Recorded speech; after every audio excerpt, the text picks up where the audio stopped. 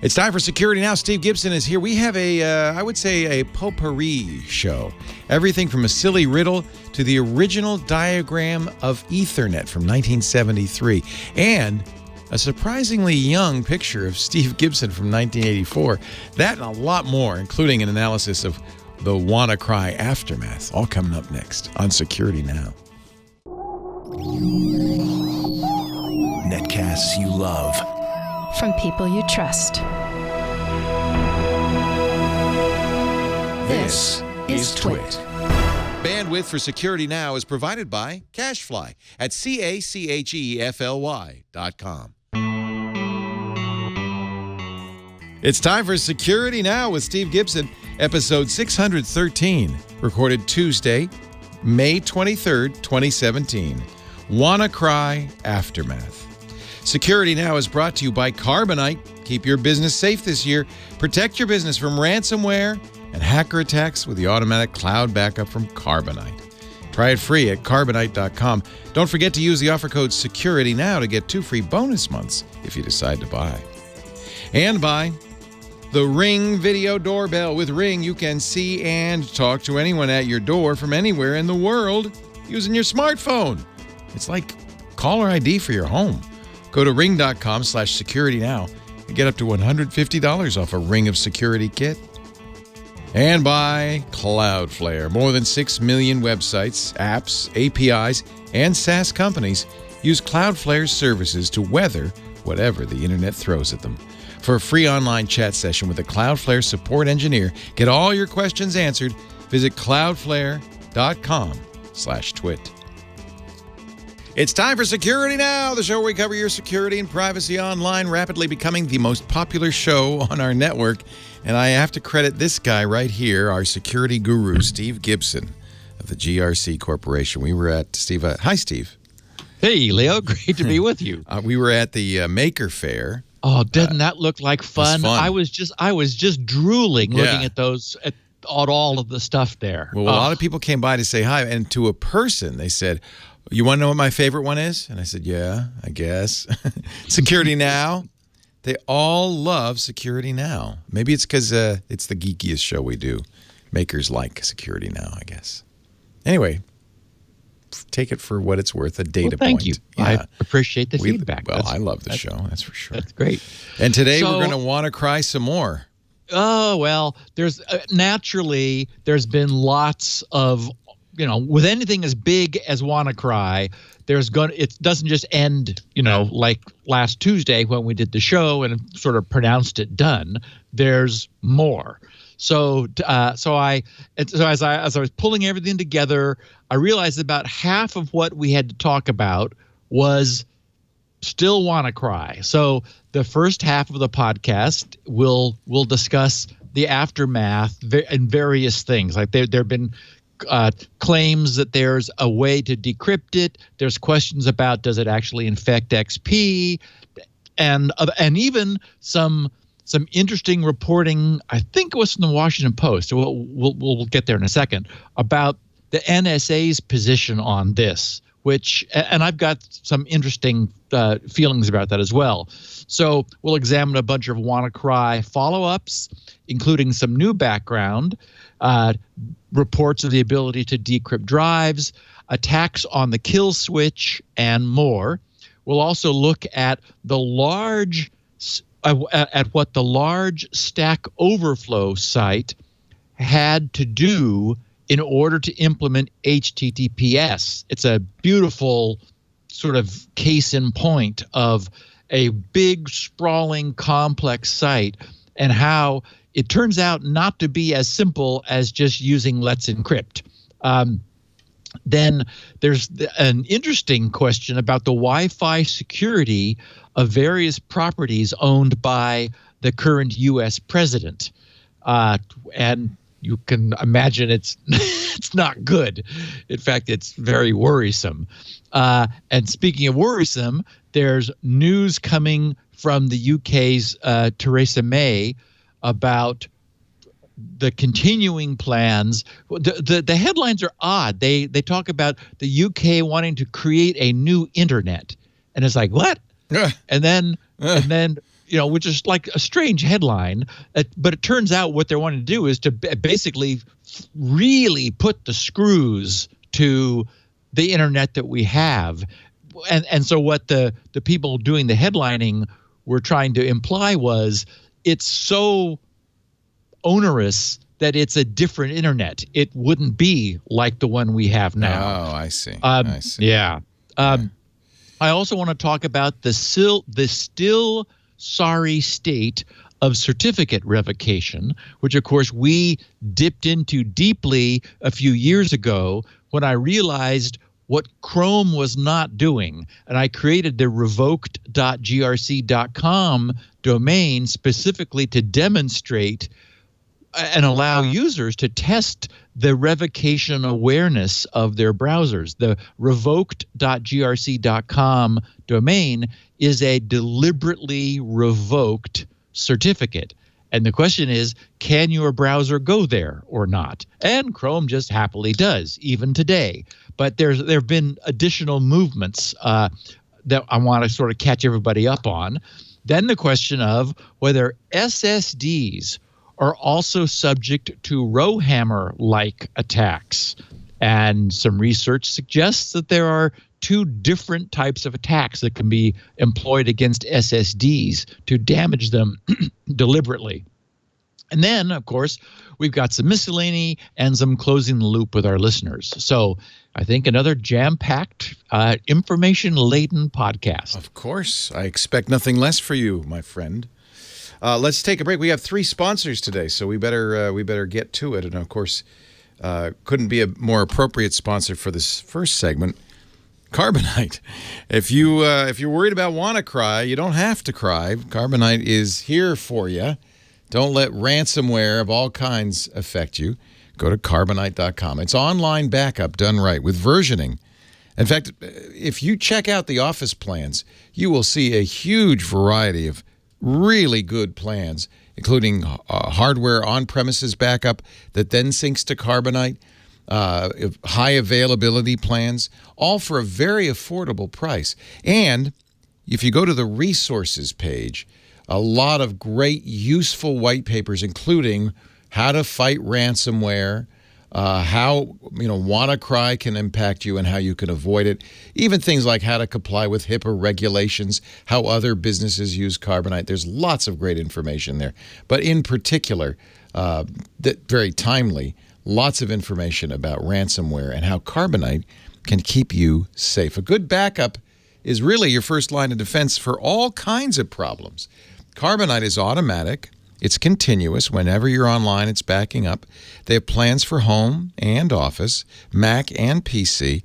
Of course, it's the Office plans that are really important these days because ransomware could put you out of business. All that data on your computer, the accounts receivable, the customers list, the suppliers list, all of that, your financial records are on your computer. And if it takes you a week to get back up, that's a week of lost business. High availability solutions mean you won't be down for long at all. Carbonite's got solutions for every business. Just check it out at Carbonite.com. And try it free. No credit card required. Do use the offer code SECURITY now. That does 2 things. First of all, it lets them know you heard it on this show. That helps us. But it also gives you 2 months free if you decide to buy. You got to back it up to get it back.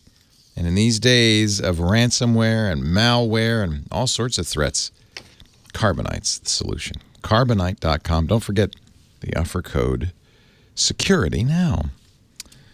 I've got your picture of the week ready to go, Steve.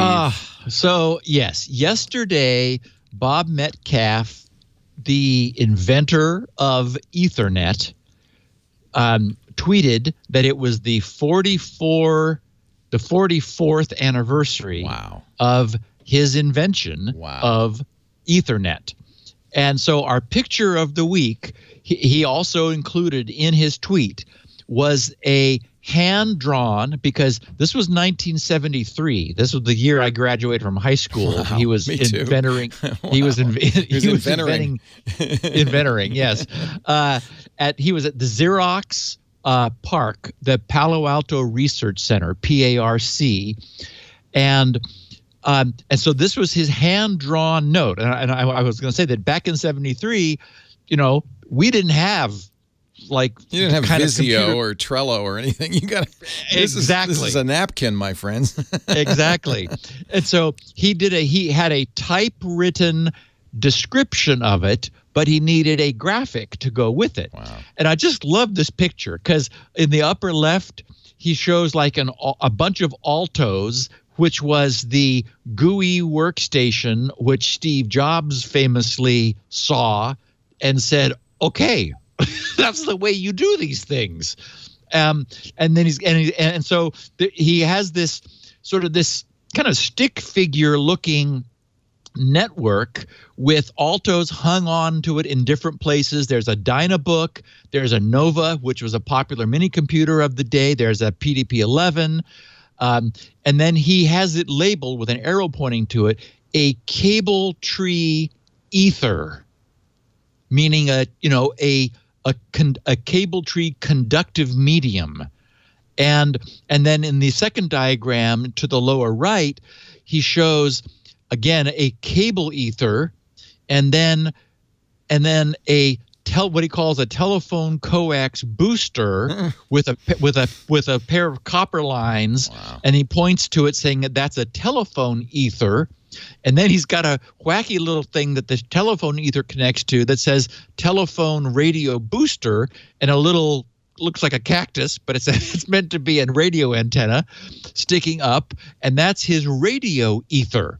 So, I mean, he foresaw Wi-Fi back in 1973. I mean, this is exactly what we have today.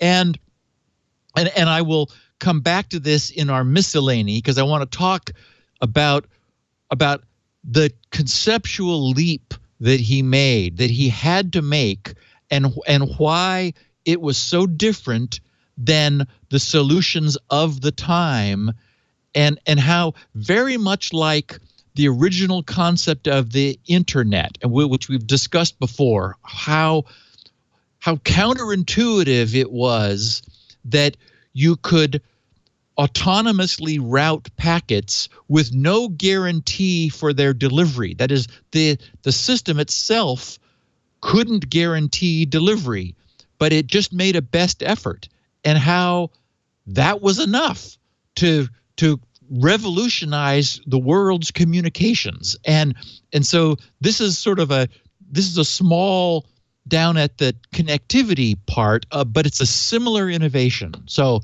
anyway, just a neat photo this week. I'm so glad that Bob gave me the opportunity to talk about it. And he and I have met on a number of occasions. He's a great guy and an engineer's engineer.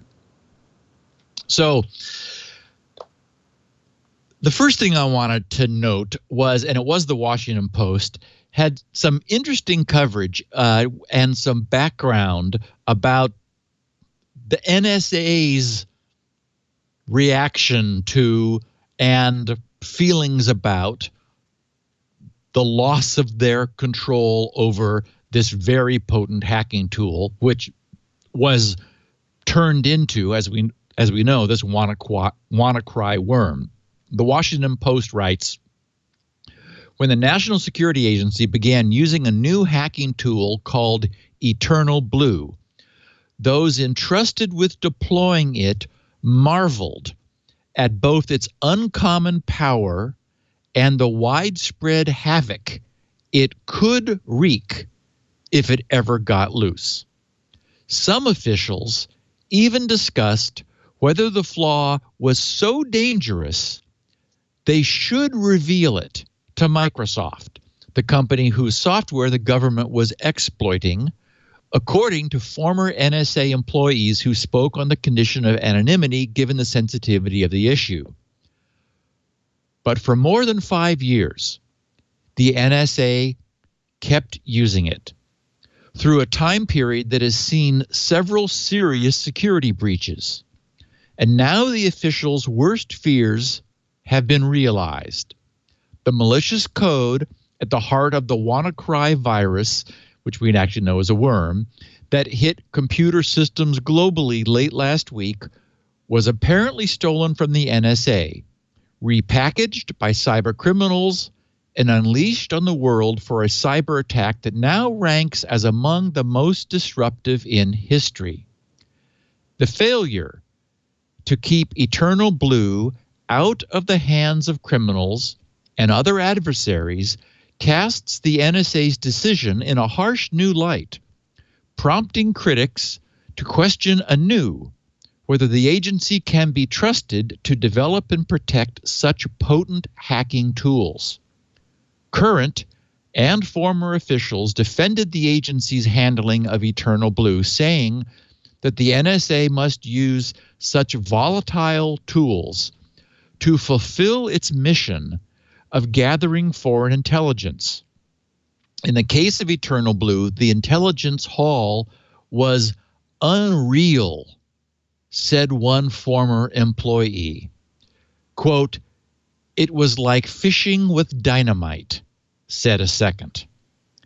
The NSA did not respond officially to several requests for comment for this article. And then the story goes on to reiterate a bunch of background that we've already discussed. And as I said last week, I understand that this is an extremely tough call.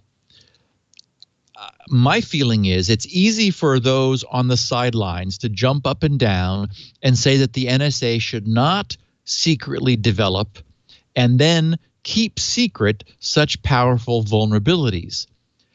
But I think it's very important to note that what is unfortunately missing from all of the reporting of this story are any details as a function, as a consequence of the nature of the fact that they have to be kept secret, of what the use of this long-standing SMB Windows vulnerability may have been to U.S. national security during the time that it was both available for the NSA's use and secret. We don't know how useful it was. We quoted, or the Washington Post quoted that comment saying that the intelligence haul was unreal. But we have no details. We don't know what valuable intelligence it may have uniquely allowed to be gathered. And of course, had that been patched, that asset, that powerful intelligence gathering asset would have been killed. So horrific as its escape doubtless was, maybe if we knew how our intelligence services had been able to use its unique powers during the time of its availability, we might feel differently. But we're unlikely to know one way or the other. My only point here is to observe that we do not have the benefit of the full story. We don't know what it might. We don't know that it might change our judgment if we did know. So I thought I appreciated the Washington Post reporting on that, and a little hint that it really was such a powerful tool. And on the heels of this comes the proposed Patch Act, a new bill designed to prevent occurrences like WannaCry. And I'll explain what it is and give some background and why I think it's a total crock. Okay, so Security Week reported on this, and it was picked up from additional coverage, but basically a repetition of what is known, which is, there is a bill now. So Security Week writes, following the worldwide WannaCry ransomware attack that leveraged the Eternal Blue exploit developed by and stolen from the NSA, Microsoft's chief legal officer, as we discussed last week, and quoted Bill saying, called for governments to stop stockpiling zero-day exploits. His arguments are morally appealing but politically difficult. Now, however, writes Security Week, he has partial support from a bipartisan group of lawmakers. And there's a bunch of them. Senators Brian Schatz, who's a Democrat from Hawaii, Ron Johnson, a Republican in Wisconsin, Cory Gardner, Republican from Colorado, and U.S. representatives, those are senators, U.S. Representatives Ted Lieu, Democrat in California, Blake Farenthold, Republican in Texas.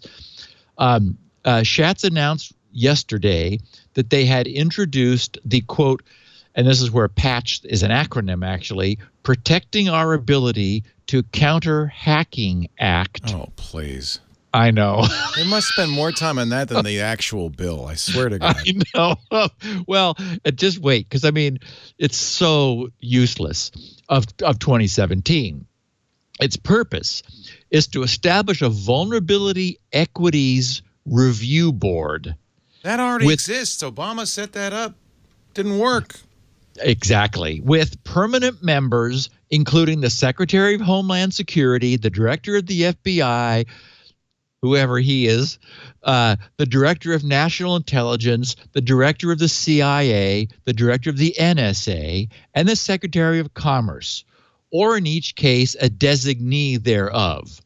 Its effect will be to seek a compromise between the moral requirement for the government to disclose vulnerabilities, and then in parens, Security Week writes Microsoft's Digital Geneva Convention, and the government's political expediency in stockpiling vulnerabilities for national security and deterrence purposes.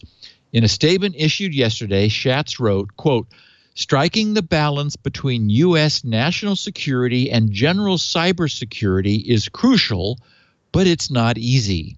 This bill strikes that balance, codifying a framework for the relevant agencies to review and disclose vulnerabilities will improve cybersecurity and transparency to the benefit of the public while also ensuring that the federal government has the tools it needs to protect national security. Okay, except that, if what they're suggesting is that Eternal Blue should have been made public 5 years ago, obviously there would be huge NSA pushback against that. So anyway, continuing, the bill does not go so far as to mandate the disclosure of all government zero-day exploits to relevant vendors for patching, but instead requires the Vulnerability Equities Review Board to develop a consistent and transparent process for decision-making. It will create new oversight mechanisms to improve transparency and accountability while enhancing public trust in the process. It further requires that, quote, the head of each federal agency shall, upon obtaining information about a vulnerability that is not publicly known, subject such information to the process established. In this way, the Vulnerability Equities Review Board, it's hard to even say that. That exists, by the way, so this must be some sort of update to this. Right. Has oversight over all zero-day vulnerabilities held by the government agencies. It also maintains the controls relating to whether, when, how, to whom, and to what degree information about a vulnerability that is not publicly known should be shared or released by the federal government to a non-federal entity. That is, whether the public interest requires the vendor be able to patch the vulnerability. It's a balancing act, obviously, because if you're going to have spy agencies, they're going to collect these. Well, and my take is this is total nonsense. A bunch of politicians who want to appear to be responding by creating more government bureaucracy, which is exactly, by the way, what our present administration was elected to reduce. Right. This will simply add regulation without effect. The CIA and NSA will loudly and probably honestly assert their need for these for national security. They will downplay the downside and explain how we are already losing the cyber war and how forcing voluntary disarmament would be unilaterally laying down our arms and capitulating in the cyber war. They'll argue that foreign governments who lack the Patch Act's attempted oversight controls will still be free to discover and use the very same software flaws against us. And that, as we have seen, even when patches were already made available, machines were still victimized. That is, Microsoft patched this in March, and this happened, 2 weeks ago. And they'll also note correctly that Microsoft only back-patched XP and Vista because of and as a result of the proven severity of the problem, which would argue that if they had informed Microsoft, oh, by the way, here's an SMB flaw, Microsoft certainly would have fixed the OSs that are widely in use and recent, but would never have bothered to fix XP and Vista. They did that only because it was such a problem. So that argues that even informing Microsoft of bad problems doesn't guarantee that all of the machines online will get fixed.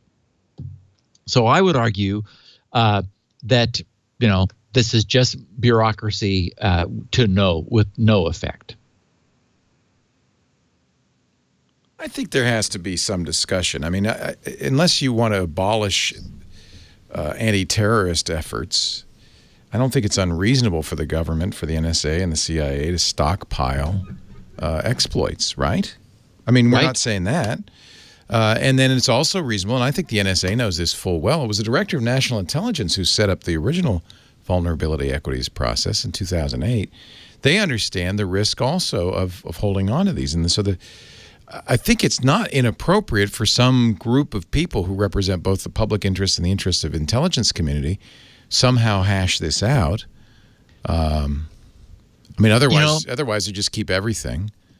If it comes down to money, and as we know, so much often does, then if nothing else, maybe this okay. And if putting more money into protecting the secrets would have prevented that leak, then maybe that's the solution. That is, the fact that the NSA lost something that generated headlines that has been such a huge problem.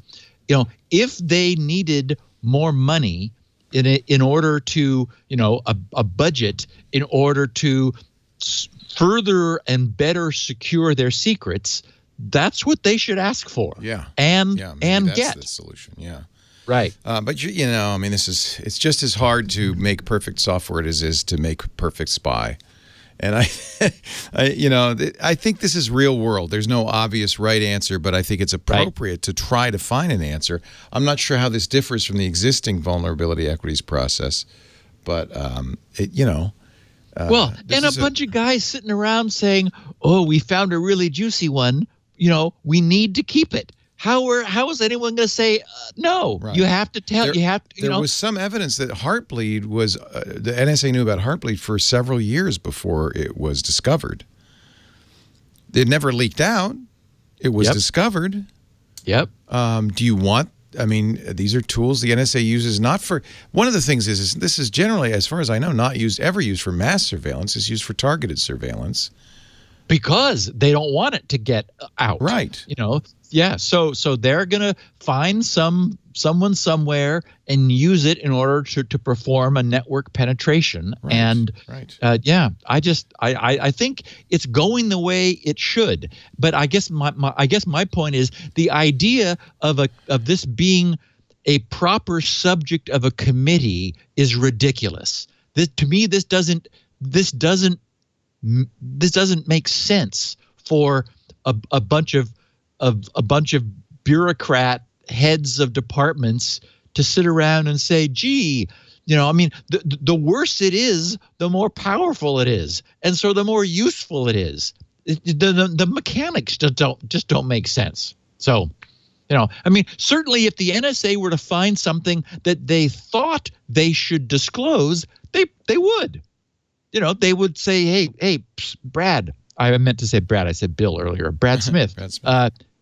Here's a goodie for you. You probably just need to patch this soon, and they would. But that's it seems to me it's the discoverer needs to react responsibly, and no committee should reasonably expected to be able to impose their own judgment on. Well, I'm not sure that's true, because this is the existing VEP, and they have to answer questions like how much is the vulnerable system used in the core internet infrastructure, in other infrastructure systems, in the U.S. economy? Does the vulnerability, if left unpatched, impose significant risk? How much harm could an adversary or criminal group do with knowledge? These are appropriate questions. And I think who else is going to answer these questions? You got to sit down with people who, both want to protect, understand the issues and discuss it. How badly do we need the intelligence? Are there other ways we can get it? These are all questions that were supposedly going to be asked in the original process. Those questions are great Right. and completely useless. You're assuming bad will on the part of the spies who are going to say, no, you can't have anything. But I think No, I'm not. Oh, okay. I'm assuming self-interest. I'm assuming that they're representing. I mean, they understand how difficult it is to find a problem like this and how valuable it is to their needs. And I just don't think them explaining it to a panel of other, agency heads is going to have any useful result. They're going to say, yeah, this is really bad, which makes it really important, really valuable. So it's like, I don't know, the concept of discussing it just to me, just seems. Well, then you're giving up because they're just going to keep it. If there's no process at all, then there's no challenge to them just keeping it. Then you're just giving up and saying, well, they're going to have it. Yeah, and I think the challenge is fake. I think it's a fake challenge. I think it's a made-up bureaucratic, circle jerk. Just to show that they care, even if they don't. Yeah. Yeah. So there's a great cartoon on the next page of the show notes, Leo, that is the lead into this WannaCry Killswitch. We discussed that it existed, and it didn't make sense to us. We now believe that we understand what it was for, and it was of dubious value.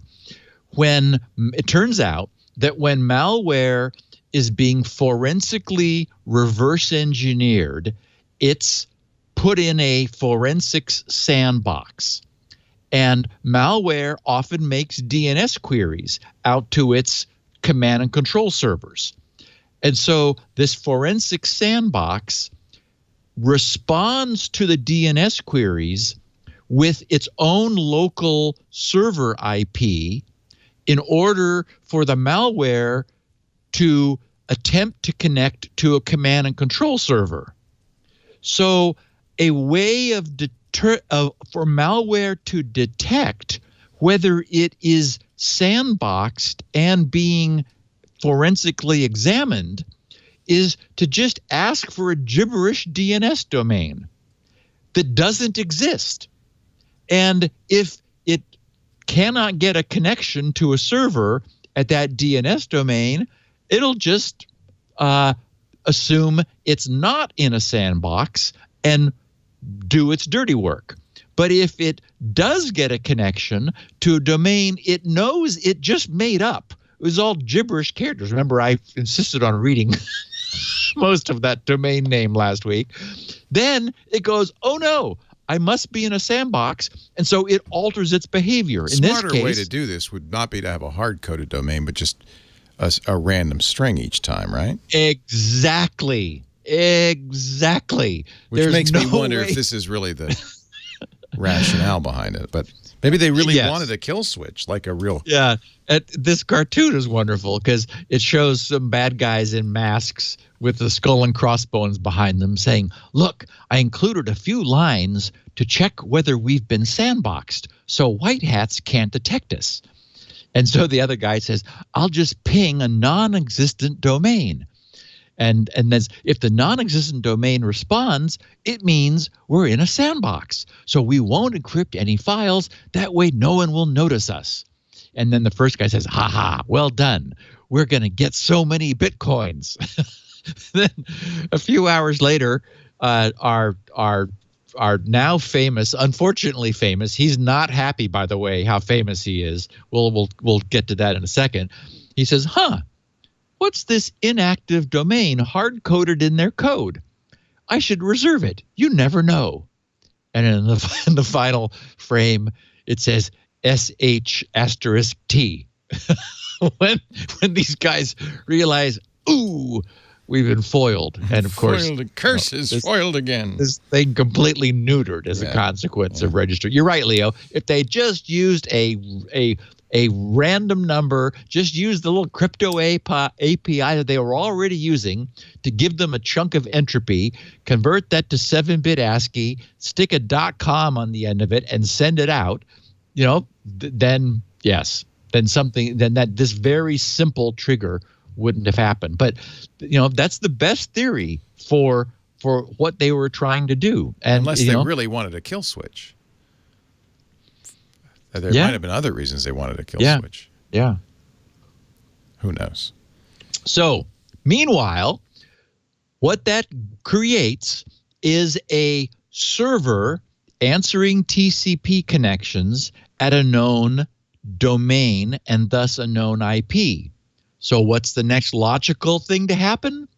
Hackers now trying to reignite WannaCry with non-stop botnet attacks. In other words, the Killswitch server is now being DDoSed continually by various Mirai and Mirai derivative botnets in order to force it offline so that when the WannaCry worm reaches out to see if it should encrypt or not, it will, if it is unable to get a connection because the server, the Killswitch server is being DDoSed, it'll go, oh, no one there, so off we go to encrypt the files on the drive.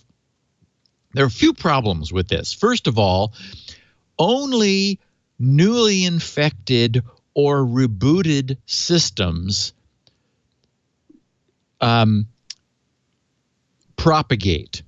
So a new infection or a rebooted system, when the worm comes back alive from a reboot, they spend only the first 24 hours scanning for other vulnerable machines.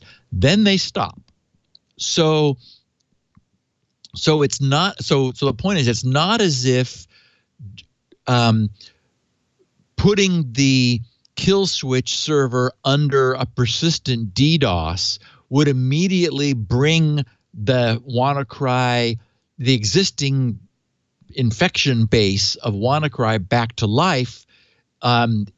Instead, it would only they'd have to keep it offline, and then only new infections or rebooted systems would then reach out to see whether the Killswitch server is available and attack. So, it's like, yeah, okay, fine. And by the way, I mean, the company is working, the company behind the guy who found this, an LA-based security firm, is now gone to a unnamed DDoS protection service. And I didn't bother to check to see. It's easy. I mean, it's unnamed, but it's easy to figure out who it is because their servers are going to answer the IP for that domain, and so they're doing everything they can to help keep the TCP server at that domain responsive in order to keep the original variant of WannaCry from propagating. As we know, immediately that code was hex edited out and another version launched, and there have been, I think now the last count I heard was 5 variants of this. So and then also, I didn't put it in the notes, but there's even another much different variant, which uses 6 different exploits from the NSA rather than just 2. Rather than just Eternal Blue and Double Pulsar, this uses a whole bunch of them. So, the feeding frenzy has begun. And so the question is, who is Malware Tech? Who is this person? Unfortunately, he's in the UK, and the UK has rather notorious reporting. He apparently tried in vain to remain cyber and not identified in the physical world.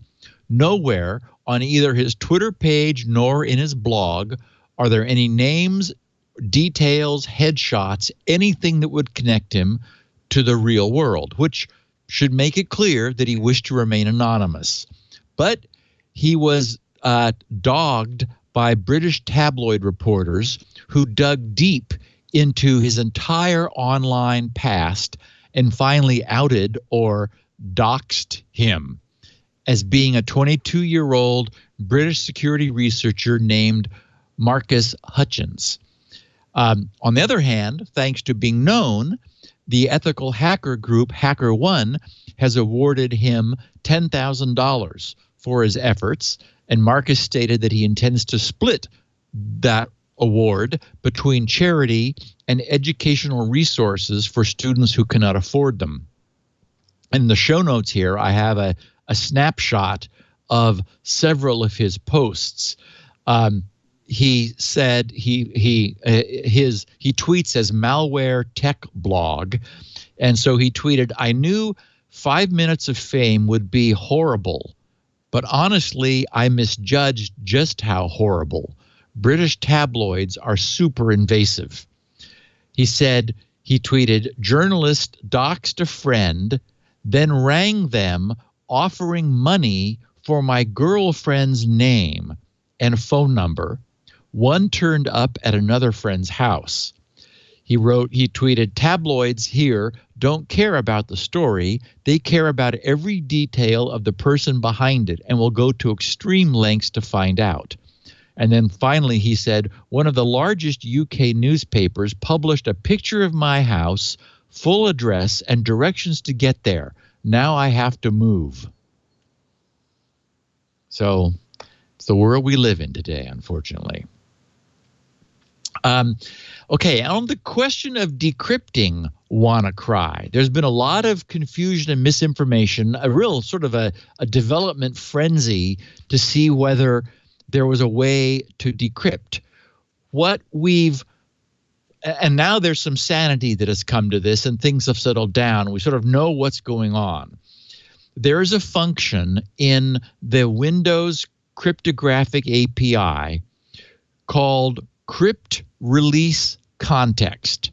So the idea is that when you're going to start doing a bunch of cryptographic work, you acquire a cryptographic context from Windows, and so Windows gives you a handle, and then you apply different actions, different methods, different functions against that handle. So the handle is an abstraction of a cryptographic context. The idea being that Windows is supposed to handle all of the messy business for you. So you say things like, create a symmetric key, and it just does. And then you say, use that key to do this or do that, and so forth. And so Windows provides this interface and deals with it all.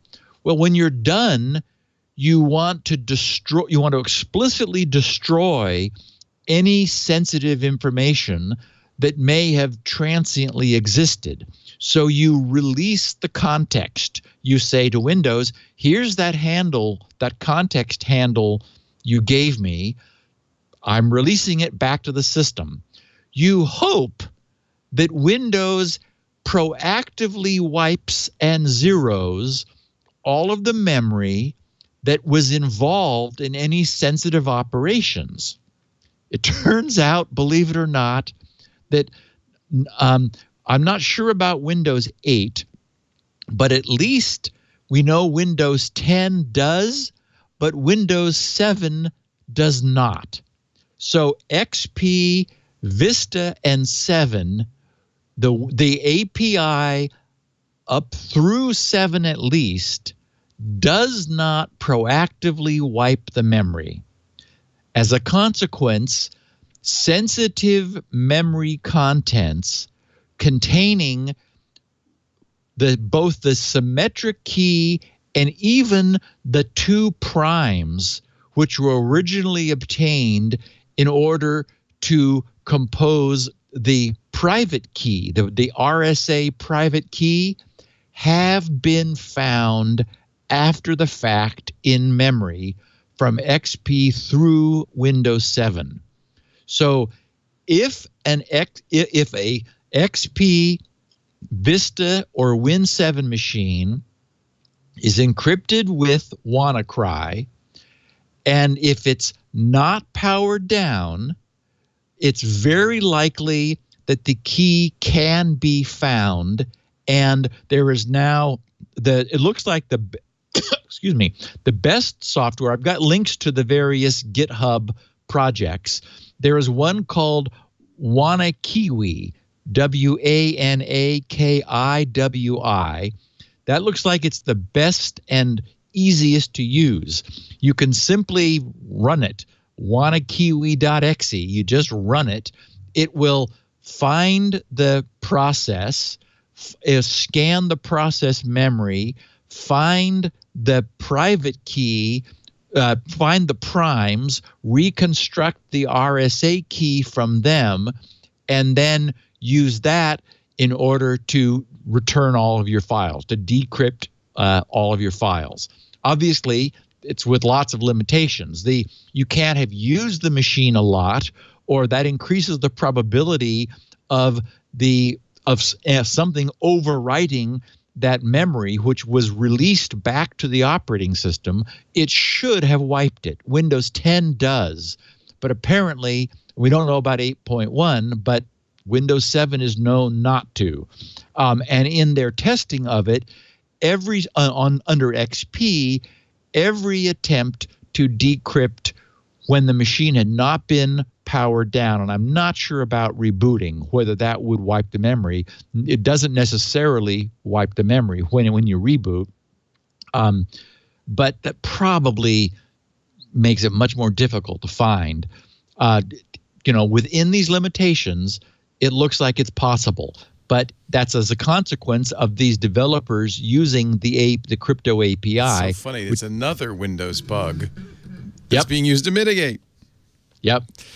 Father Robert's going to do it on know-how. He's already infected a machine. We have a little mini network he did last cool. week. Last week he WannaCry'd it. This week he's going to WannaCry it and see if the disinfection works.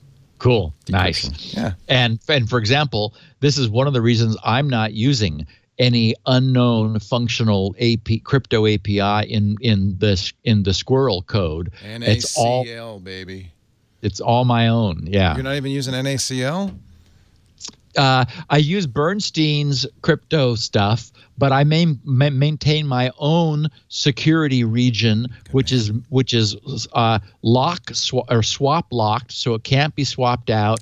And my code is constantly zeroing that region. The moment it's through with anything sensitive, it proactively wipes it. And I've got various monitor daemons that are always checking to make sure that nothing happened that allowed anything to stay there. So I've been, that's the way you write secure code, is you from the first moment you are scrupulous about the way you manage the secrets in your code. Right. Not Microsoft, apparently. No. And our friend Simon Zarafa tweeted, 98% of WannaCry victims running Windows 7. Can we finally nail the lid shut on the XP myth? And in the show notes here is a picture that Kaspersky created and the bleeping computer quoted, showing the various infection levels. What we know is that XP can be infected, but the worm doesn't propagate. The worm's SMB attack fails on XP, but it does succeed on Windows 7. So the reason so many Windows 7 machines are infected is that there is actually a mistake in the packet composition for the exploit that didn't infect XP. So yes, we have closure on that too. And time for a coffee break. Okay. Yes, sir. Yes, boss. Our show today brought to you by the very fine, very wonderful, very happy Ring video doorbell. I have Ring on my front door, and I know, in fact, you know probably, because every once in a while I forget to mute my phone, and you hear those chimes that say somebody's walking up my step. Ring has a camera in it, a speaker, a microphone, and motion detection. So it's not just when somebody rings my bell, although that's a different sound when somebody rings my bell, and I'll know they're ringing my bell. I can speak to them. I can see them no matter where I am, anywhere in the world, because I pair the Ring video door. It's on my Wi-Fi, and I use the Ring app on my phone, and so I'm always able to see what's going on at my door. Now Ring has a new device. You've seen the stick-up cams. These are basically Ring doorbells minus the doorbell, just the camera, the microphone, and the speaker. Now they have the floodlight cam. This is a motion-activated camera and floodlight that connects to your phone. HD video, two-way audio, as always. So anytime somebody steps on your property, if it's at night, boom, the floodlight comes on, you see them, and you can say, hey, get off of my property. It could even set off an alarm. Or you can, actually, right from your phone. Or just call the police. With the floodlight cam, when things go bump in the night, you'll know what it is that's bumping, whether you're at home or away. This is the ultimate in home security. High visibility floodlights, a powerful HD camera. Security is in your hands. Ring is so huge. I mean, they've been so successful. In fact, now this floodlight cam was named the Wall Street Journal's Best of CES 2017. Monitor every corner of your property with a Ring security kit.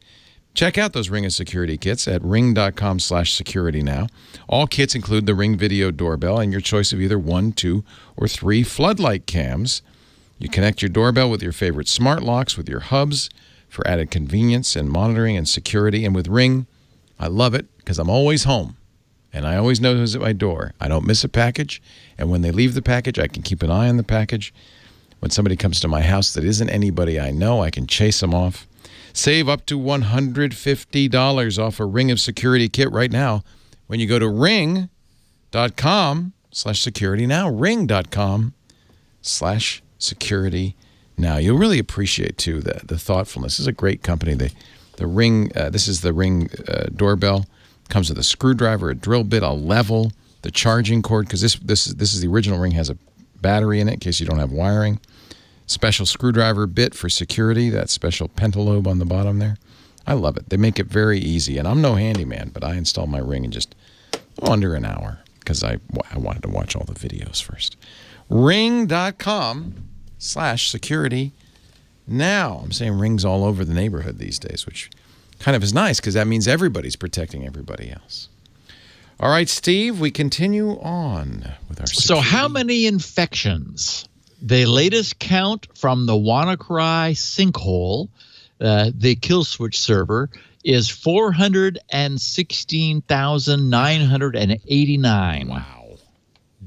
Individual IPs. Now, apparently that's not including the 604,102 unique IPs from manual visits to the domain. So non-worm visits, just people curious. I've done that. I guess. Yeah, I typed it in. Just go check that crazy. See what's going on there. Yeah. So just shy of 417,000 infected machines. Wow. Wow. That's a biggie. Yeah. The Wall Street Journal is, of course, has their content behind a paywall. And there was a blurb in Apple News that I saw yesterday, but I didn't read it there at the moment. And now I can't get to it, and I'm unwilling to give. I just don't use the Wall Street Journal enough for it to make sense for me to pay for what's there.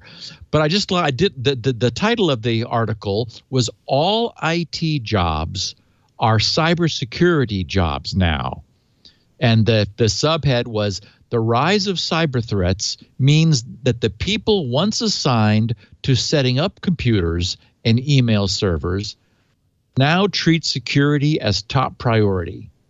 And I just, even though that's all of the story that I had, that's really as much as we need for this podcast. Yeah. And I just thought that was an interesting sign of the times. And of course, I think really good news that rather than, there being like some guy whose, job is security. We've talked about this, that it's not something that one person can be responsible for in a huge organization. All of IT, everybody has to have at least that in the back of their mind, at least an awareness of the security consequences and implications of everything they do. And sure, you could still have a czar who keeps reminding them and refreshing them. I read someone sent me a note over the course of the last week that their company actually sets up fake external pseudo entities and that sends mail into their company trying to trap their own employees into clicking on a link. And then if it works, they get a visit from someone in the corporation saying, yesterday you got this email and you clicked on it and we need to have a talk because you could bring down the entire organization. Yeah, isn't that great? So that's yay. Funny. Yeah. Okay, so Stack Overflow, as a developer, when I'm in a hurry and I just want a quick answer to something, I Google a phrase, and more often than not, Stack Overflow is the first 5 responses. And, the content is not super high quality. There's a lot of people giving their opinions, but it's a starting point. And very often there will be a link to something that will be definitive. And it's like, oh, great. So for me, I'm intimately familiar with Stack Overflow. They have a huge, and Stack Exchange is the family, and it's a huge and sprawling website. So Monday, that as I wrote here in the show notes, the well-known, very popular, and sprawling Stack Exchange family of developer-oriented websites completed their conversion to HTTPS. Nick Craver, who's a software developer and systems admin for Stack Exchange, who spearheaded this work, yesterday detailed the journey in a very lengthy blog post. I have the link here in the show notes. And I read through a lot of it. Nick is sick and tired of everyone saying, just use Let's Encrypt, as if that would simply solve a problem. So his detailed posting explains and will be of interest to anyone who wants to gain a better understanding of why just use Let's Encrypt is not the answer for every case. To get some sense for the nature of the challenge, Nick had a bulleted summary noting that, quote, for example, we have hundreds of domains, many sites and other services, many second-level domains, StackOverflow.com, StackExchange.com, AskUbuntu.com, and so on. Many fourth-level domains, for example, meta.gaming.stackexchange.com. He says we allow user-submitted and embedded content, images, and YouTube videos and posts. We serve from a single data center. We have ads and ad networks. We use web sockets, north of 500,000 active back to our server at any given time. We get DDoSed, so we have to have proxies. We have many sites and apps communicating via HTTP APIs, and he says in parens, proxy is creating proxy issues, and we're obsessed with performance. And he says in parens, maybe a little too much. So anyway, to summarize, he says the most common question we get, why not use Let's Encrypt? And he says, answer, because they don't work for us. That is, Let's Encrypt won't work for us. Let's Encrypt, he says, is doing a great thing. I hope they keep at it. If you're on a single domain or only a few domains, they're a pretty good option for a wide variety of scenarios. We are simply not in that position. Stack Exchange, he writes, has hundreds of domains. Let's Encrypt doesn't offer wildcards. These two things are at odds with each other.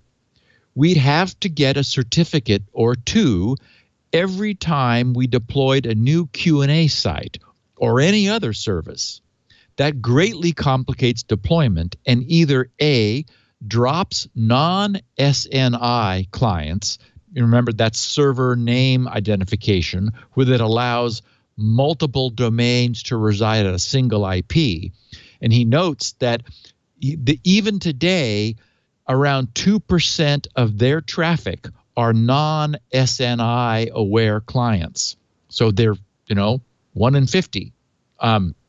Or B, requires far more IP space than we have, meaning that they would need, in order to accommodate that, they'd need to bind individual certificates to IPs, and they don't have that many IPs. And he says, another reason we want to control the certificate is we need to install the exact same certificates on both our local load balancers, which terminate the, and I'm adding this, which terminate the TLS connections and then forward the traffic to the servers behind them, and our CDN proxy provider. Unless we can do that, we can't fail over, that is, away from a proxy, cleanly in all cases. Anyone that has the certificate pinned via HPKP, which is HTTP public key pinning, would then fail validation. We're evaluating whether we'll deploy HPKP, but we've prepped as if we will later. And then he finally says, I've gotten a lot of raised eyebrows at our main certificate having all our primary domains plus wildcards. Here's what that looks like. And I have a picture of it in the show notes, and I had to smile when I saw who Stack Exchange chose to do to build for them an amazing certificate. And our listeners can probably guess. It's DigiCert. And they produced an amazing certificate because it is a high assurance extended validation.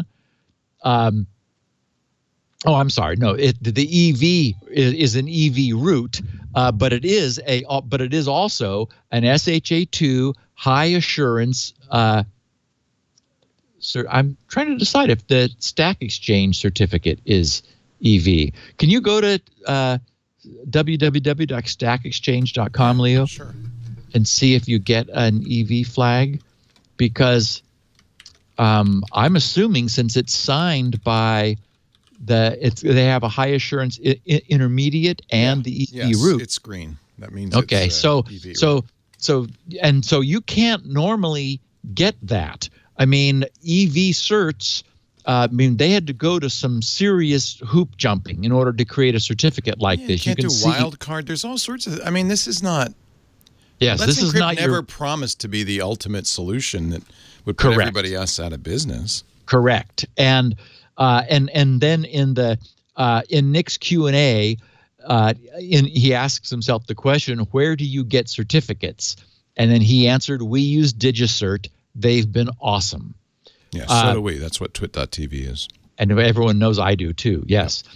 So they got DigiCert to make them a very special extended validation certificate with a massive SAN, which we were also talking recently, because remember that there's going to be a deprecation of the use of the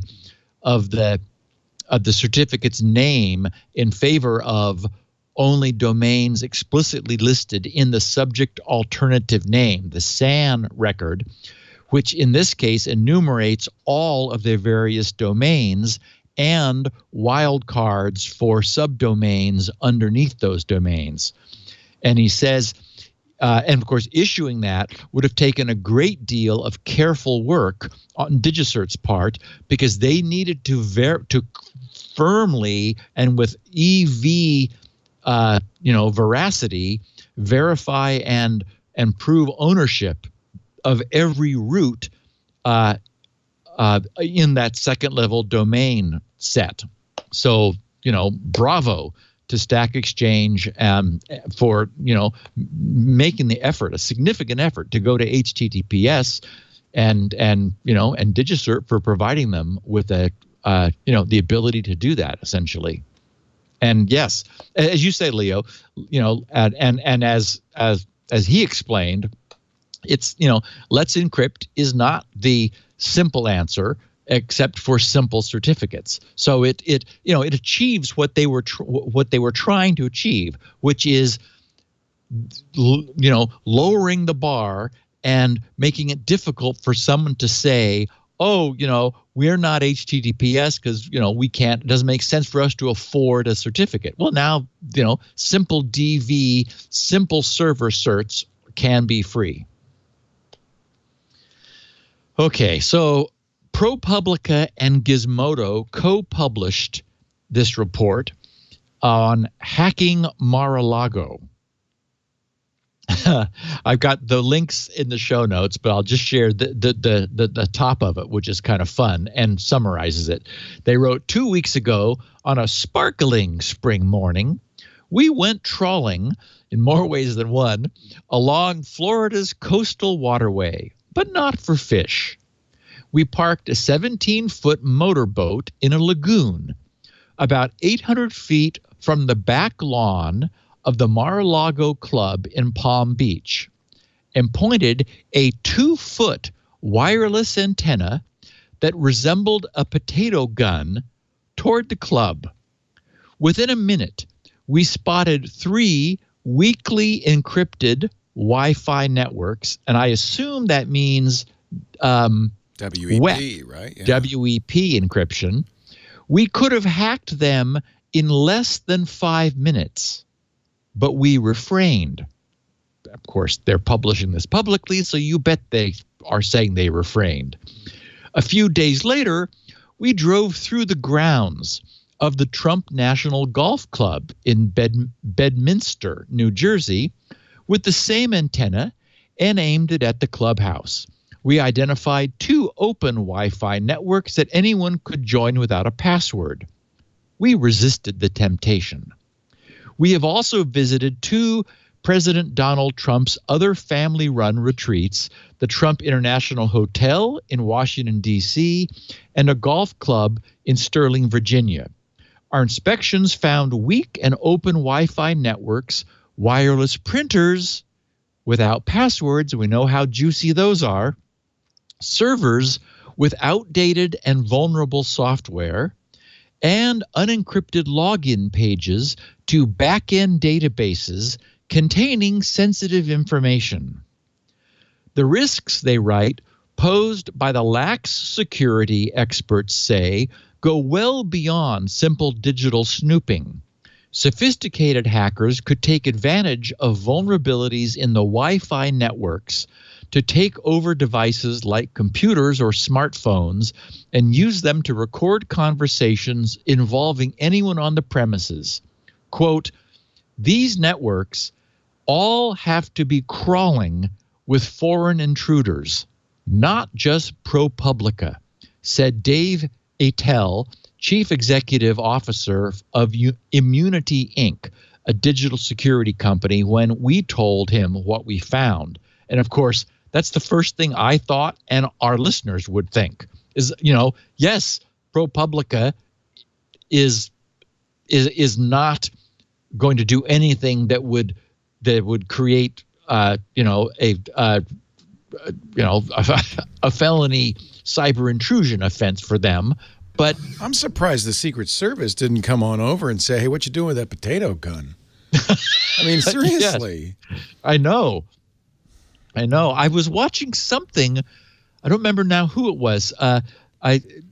it was some show where somebody resides next to Mar-a-Lago, and with a reporter and a camera crew walked out onto the beach and walked over to Mar-a-Lago and walked right I'm up sure onto the president wasn't there at the ground. time, though, right? Yeah. I mean, don't you think there's a little better security when he's there? Not that Well, that's...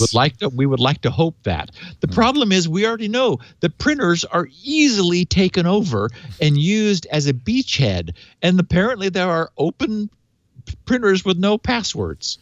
It's like, oh Lord. So yeah.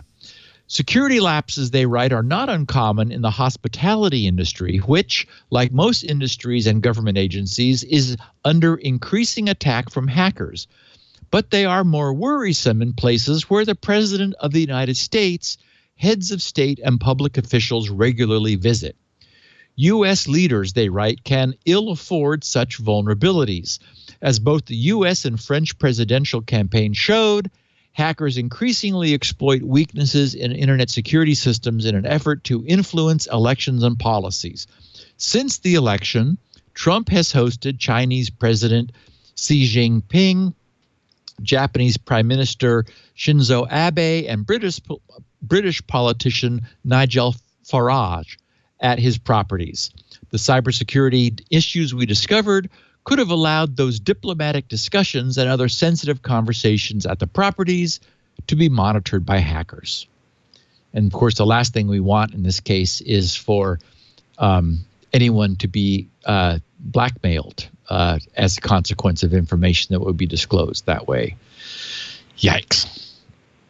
And speaking of yikes, Teresa May is said to be creating a new internet to be controlled and regulated by the government. What we understand now, though, reading into this a bit, is that she is proposing to simply hyper-regulate what internet connectivity they have control over. This was reported by the independent co.uk, saying that Teresa May is planning to introduce huge regulations on the way the internet works, allowing the government to decide what is said online. And Leo, prepare yourself, because I know how you're going to feel about this. The plans will allow Britain to become, quote, the global leader in the regulation of the use of personal data and the internet, the manifesto claims. The manifesto suggests the government might stop search engines like Google from directing people to pornographic websites. Quote, we will put a responsibility on industry not to direct users, even unintentionally, to hate speech, pornography, or other sources of harm, unquote, the conservatives write. Particular focus has been drawn to the end of the manifesto, which makes clear that the Tories want to introduce huge changes to the way the internet works. Quote, some people say that it is not for government to regulate when it comes to technology and the internet, it states. We disagree.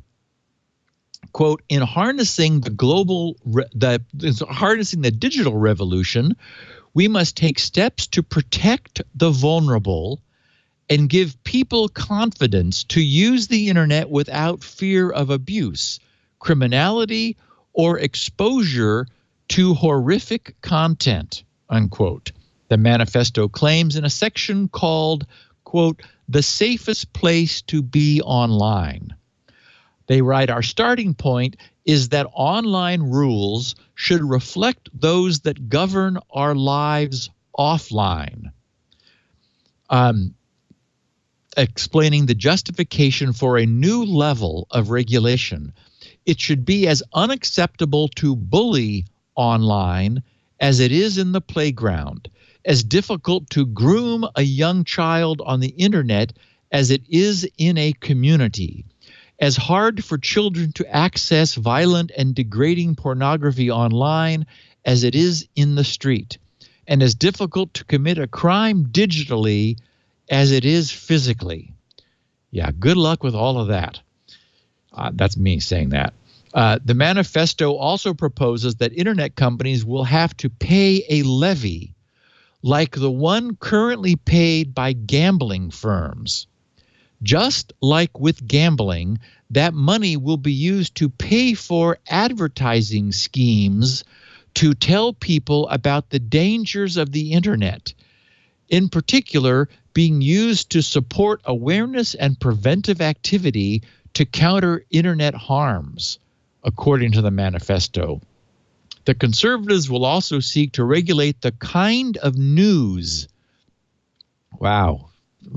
Fasten your seatbelt, Jeff Jarvis, that is posted online and how companies are paid for it.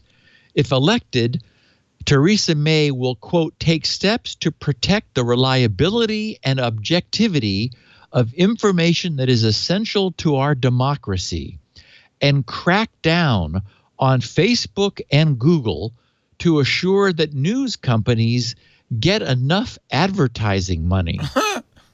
What? What? If internet companies refuse to comply with the rulings, a suggestion that some have already made about the powers in the Investigatory Powers Act, then there will be a strict and strong set of ways to punish them. Jeez. Quote, we will introduce a sanctions regime to ensure compliance, giving regulators the ability to fine or prosecute those companies that fail in their legal duties, and to order the removal of content where it clearly breaches UK law, the manifesto states. In laying out its plan for increased regulation, the Tories anticipate and reject potential criticism that such roles could put people at risk. Quote, while we cannot create this framework alone, it is for government, not private companies, to protect the security of people and ensure the fairness of the rules by which people and businesses abide. The document reads, quote, nor do we agree that the risks of such an approach outweigh the potential benefits. Wow. I know. It's breathtaking. Yeah. I mean, it is goodbye the internet that we have known, and another example of, personal responsibility being apparently just something that we shouldn't be responsible for. Right. Yeah. Wow. What you gonna do? So, an update on the state of certificate revocation. To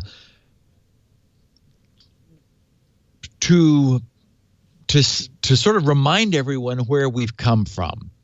The problem is that certificates are issued for a fixed time period. They have an expiration date, typically no longer than 3 years. In some cases 2, in some cases 1, and in some cases even shorter. In the case, for example, of Let's Encrypt, where you have an automated issuance system, so it makes sense to shorten the expiration time because you've reduced the burden to near nothing to reissue, and that's one way of mitigating the problem with revocation.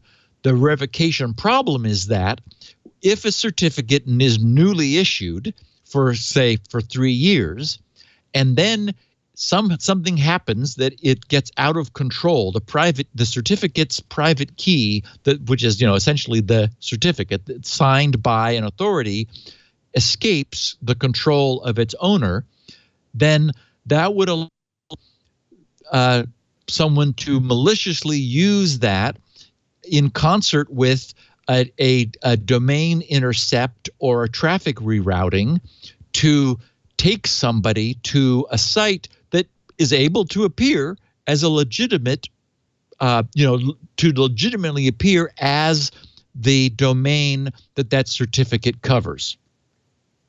Or horrifyingly, in the case of Stack Exchange, all the domains, the hundreds of domains that certificate covers.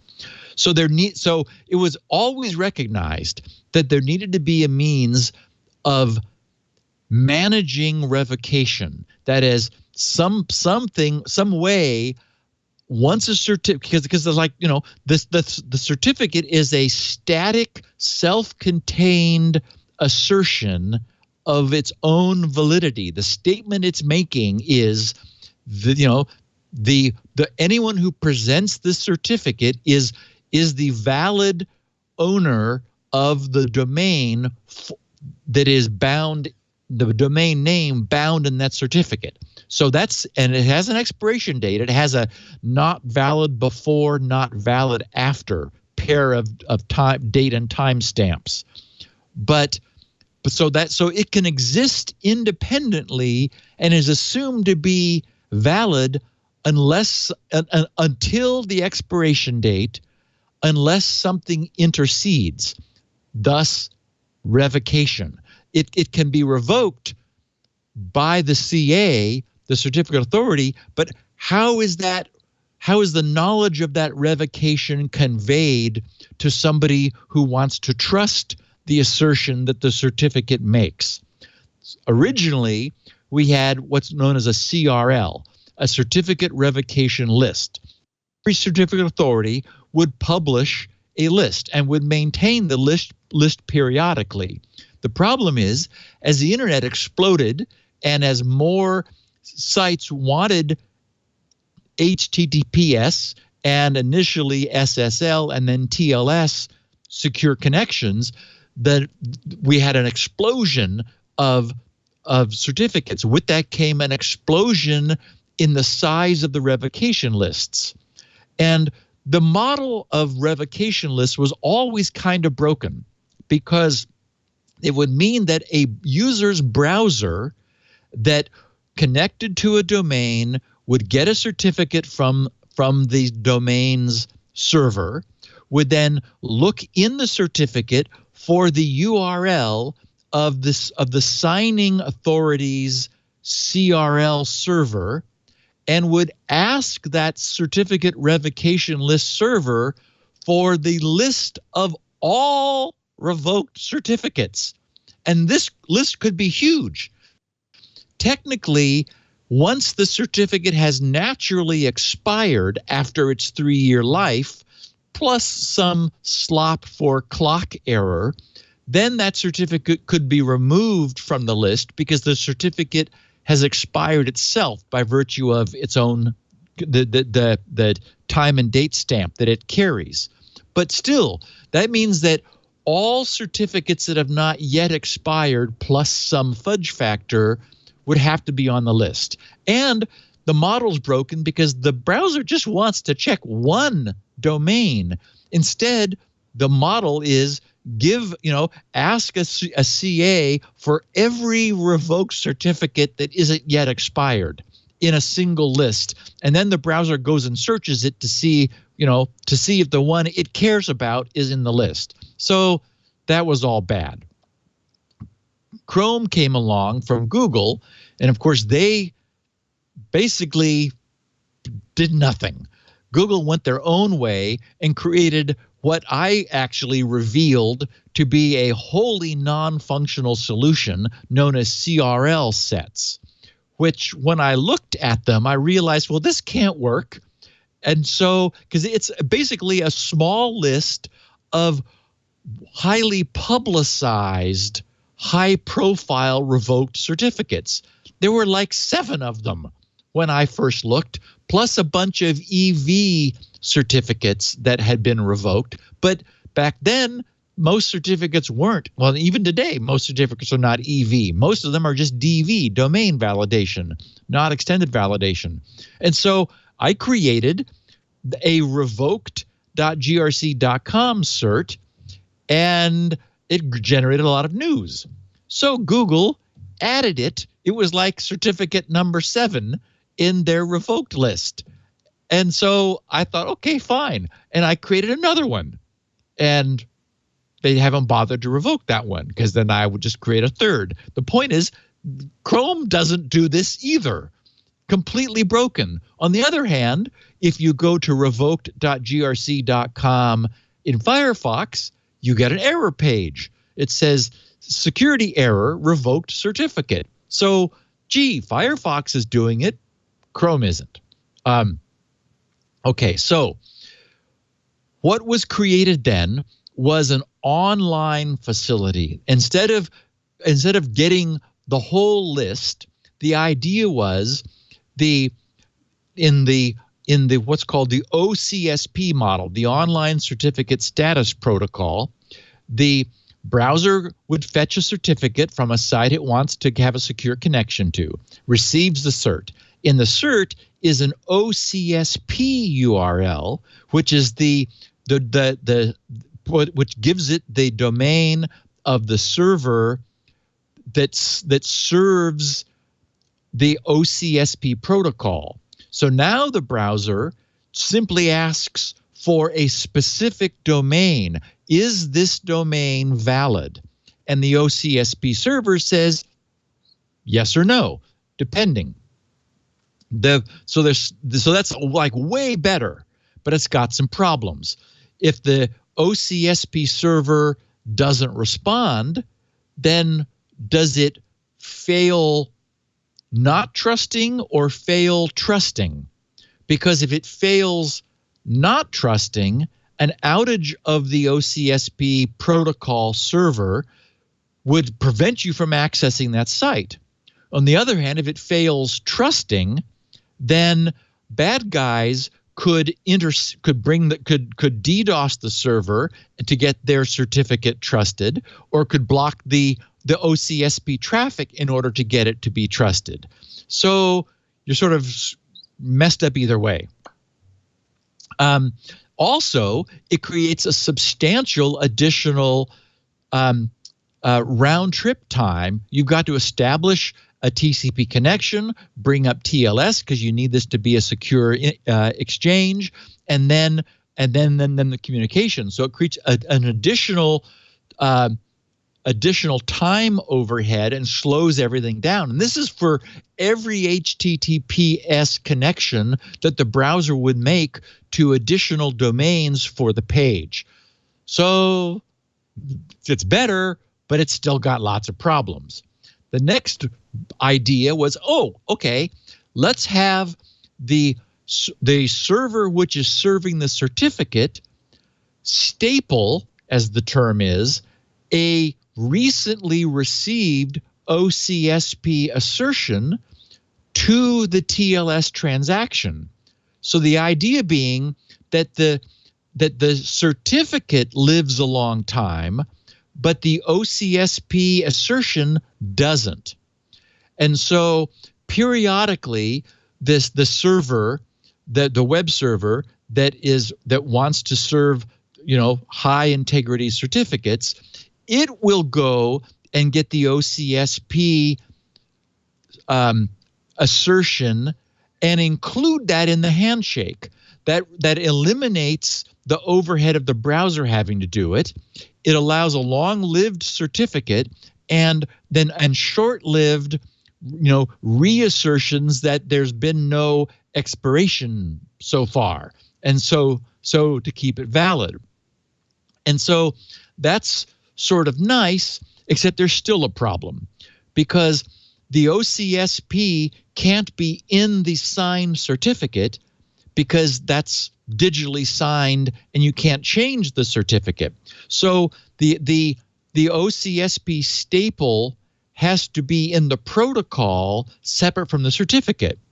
But that means if bad guys steal the certificate, they just won't provide a stapled OCSP, and so we're back to the beginning again. So the final solution was to embed in the certificate itself, the original signed certificate, a new flag, OCSP must staple. So now the certificate says the server serving this must provide a valid OCSP staple, or the certificate is invalid.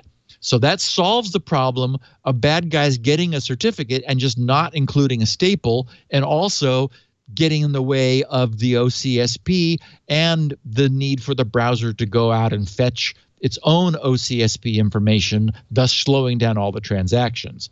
So all of that seems great, except where we are today is that neither of the two majority web servers on the internet, which would be Apache with about a 46% share and Nginx with about a 20% share, neither of them have it correctly implemented. They are both badly broken. The idea should be that the server caches the most recent OCSP staple information and includes it with all the certificates that it hands out, like, in the TLS handshake. And then periodically, as it begins to approach expiration, it reaches out to the OCSP server to refresh its cached OCSP assertion. It turns out that both Apache and Nginx are horribly broken. If anything happens that causes an invalid OCSP to be received or no OCSP to be received, rather than saying, oh, shoot, it's a good thing I started asking early, I'll wait a bit and try again, and again, hopefully finally achieving success before the existing staple expires. Instead, Nginx and Apache, if anything happens to their attempt to obtain a refresh, they invalidate the still valid OCSP staple in their cache, thereby failing all connections to any server whose certificate has OCSP must staple in the certificate in order to succeed. So, okay, that means nobody can even today actually use OCSP must staple until the majority web servers on the internet get themselves fixed. And people have tried to turn it on and immediately started having problems. So right now, and by the way, this problem was reported in 2014 to the Apache group, and it remains unfixed today. So it apparently they've got other things to do, or it just isn't high enough on their priority list, or they don't care. I don't know. But it's always been a problem the problem of revocation has always been known, and we've never yet come up with a good fix. We're getting closer, but as you know, one of the enduring lessons of this podcast is these things which are broken or are trying to evolve just happen on a very slow time scale. And Leo, it's coffee time. How much coffee can one man drink? Our show today, okay, take a break. Time for coffee. Smoke them if you got them, while I talk a little bit about, I think, one of the best sponsors ever. Let me click the right link. I like all our sponsors, but I love Cloudflare, because Cloudflare is making the internet a safer place, not just for its customers, but for you and me as well. Cloudflare's on a mission to help build a better internet. They make your site or app. Don't forget, they can work with apps too. Faster, safer, more reliable. Means you don't have to worry about slow loading page times, downtime, or getting hacked. Incredibly easy to use. Sign up takes less than 5 minutes. And by the way, there's a free tier, free, like free forever, if you want to use Cloudflare for your website. And I'll tell you why. They want to get as many people as they can using Cloudflare because it helps them support their firewall, their wide area firewall, web application firewall. If you report a problem, a malware attack, anything that's going wrong on the internet, they can add those rules to the web application firewall and protect everybody. It's kind of a crowdsourced firewall, massively IP reputation based. It updates for everybody. Of course, they have their own 24/7 team watching the internet for new vulnerabilities, deploying real-time protection. I know heard about Cloudflare in a few different contexts. They're a CDN, a content distribution network, with 115 plus data centers all over the world that moves your content, they cache your content, moves it closer to your customer, so it loads faster. That's one thing. But they also they're famous for their DDoS protection. In fact, when Steve was getting DDoS, they immediately called him up and said, whatever you need, Steve, free. We'll be glad to help you. He didn't use it because he didn't really care, but very famously is like, yeah, big deal if GRC's down. But if you care if your site's down, this is a great solution. And they help you avoid cloud provider lock-in, whether you're using Azure or AWS or Google Cloud or whatever. Cloudflare works with all of them, gives your business the option to use more than one, so you're never locked in. I can go on and on, but here's what we want to give you. First of all, take a look at the plans. Go to cloudflare.com/twit. Free. If your personal website is not running behind Cloudflare already, you should just go do that right now. $20 a month, $200 a month, giant websites. They've got custom plans for you too. And you can find out everything about Cloudflare. I can't tell you in my limited time everything Cloudflare does. It's kind of amazing. But we're John Graham Cumming, their CTO, is an old friend. He's been on this show. Great guy. He was on this show because he got the British government to apologize posthumously to Alan Turing, which was a pretty amazing feat. But he's also a great technologist. Everybody at Cloudflare is great. In fact, one of the things you could do if you go right now to cloudflare.com/twit is sign up for a kind of a question and answer session with Cloudflare, one of Cloudflare's just absolute best support guys. Jameson Sundell is amazing. He can answer any question you've got. You can find out more about Cloudflare. And that's free only for Twit listeners. So if you want to register for a session, visit cloudflare.com/twit. No, GRC's not down now. This was a while ago. People are going, it's up for me. And yes, Alan Turing is dead, but this is what it posthumously means, after his death. Anyway, I'm sorry. Cloudflare.com/twit. These guys are really great, and they're here to help you. More than 6 million websites and apps and APIs and SaaS companies use Cloudflare. Why not you? Cloudflare.com/twit.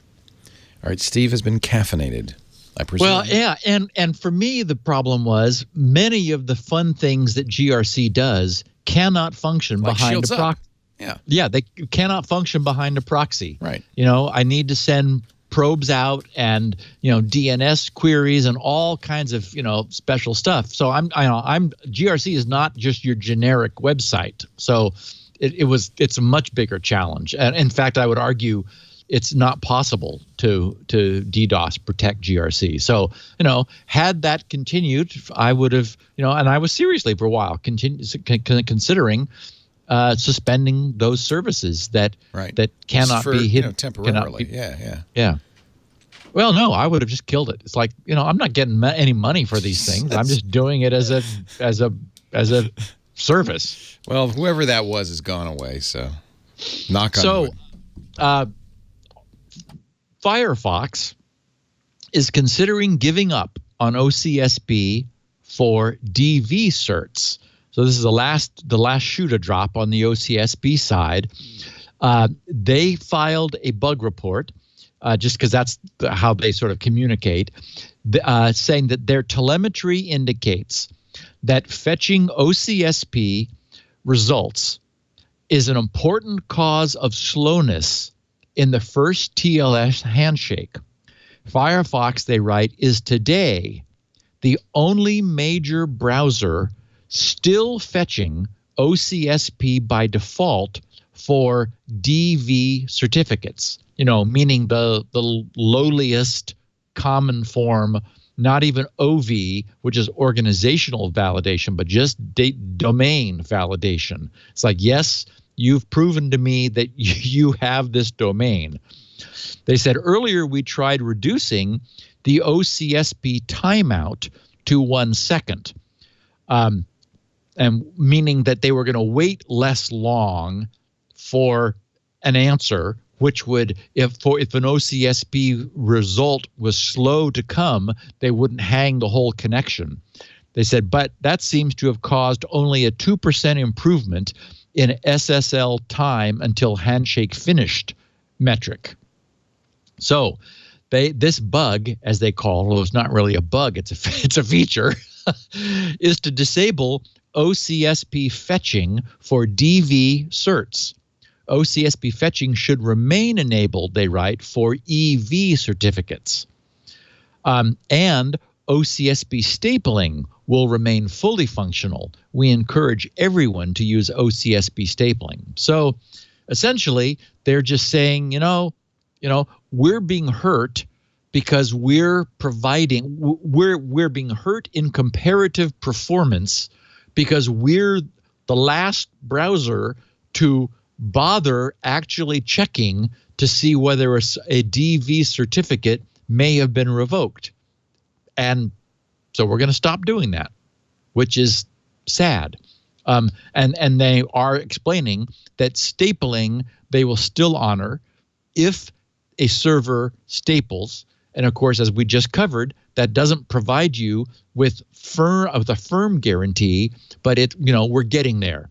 But what we need now is the server technologies to properly implement the OCSP stapling so that certificates can then safely add the OCSP must staple, and then we'll finally have a sane and workable solution for revocation. But it's difficult to get there. Bleepy Computer covered some interesting research.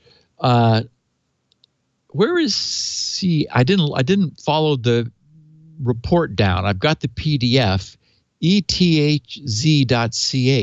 I know them, but I can't. It's not coming to mind who they are. But a bunch of researchers have discovered that the latest generation, which are the MLC, the multi-level cell SSDs, can be subject to physical adjacency disturbances similar to what we've seen with DRAM and the RowHammer attacks.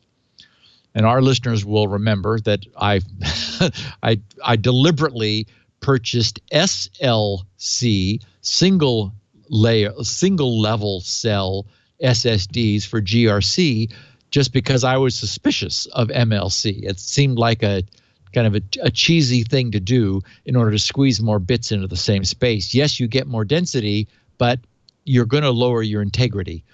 And I don't need that much server space anyway. Anyway, there are two attacks they've come up with.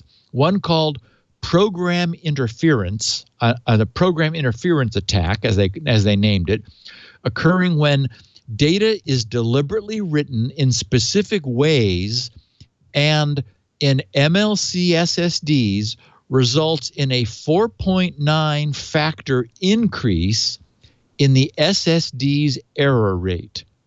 This, they write, can corrupt the SSD's stored data and shorten the device's lifetime.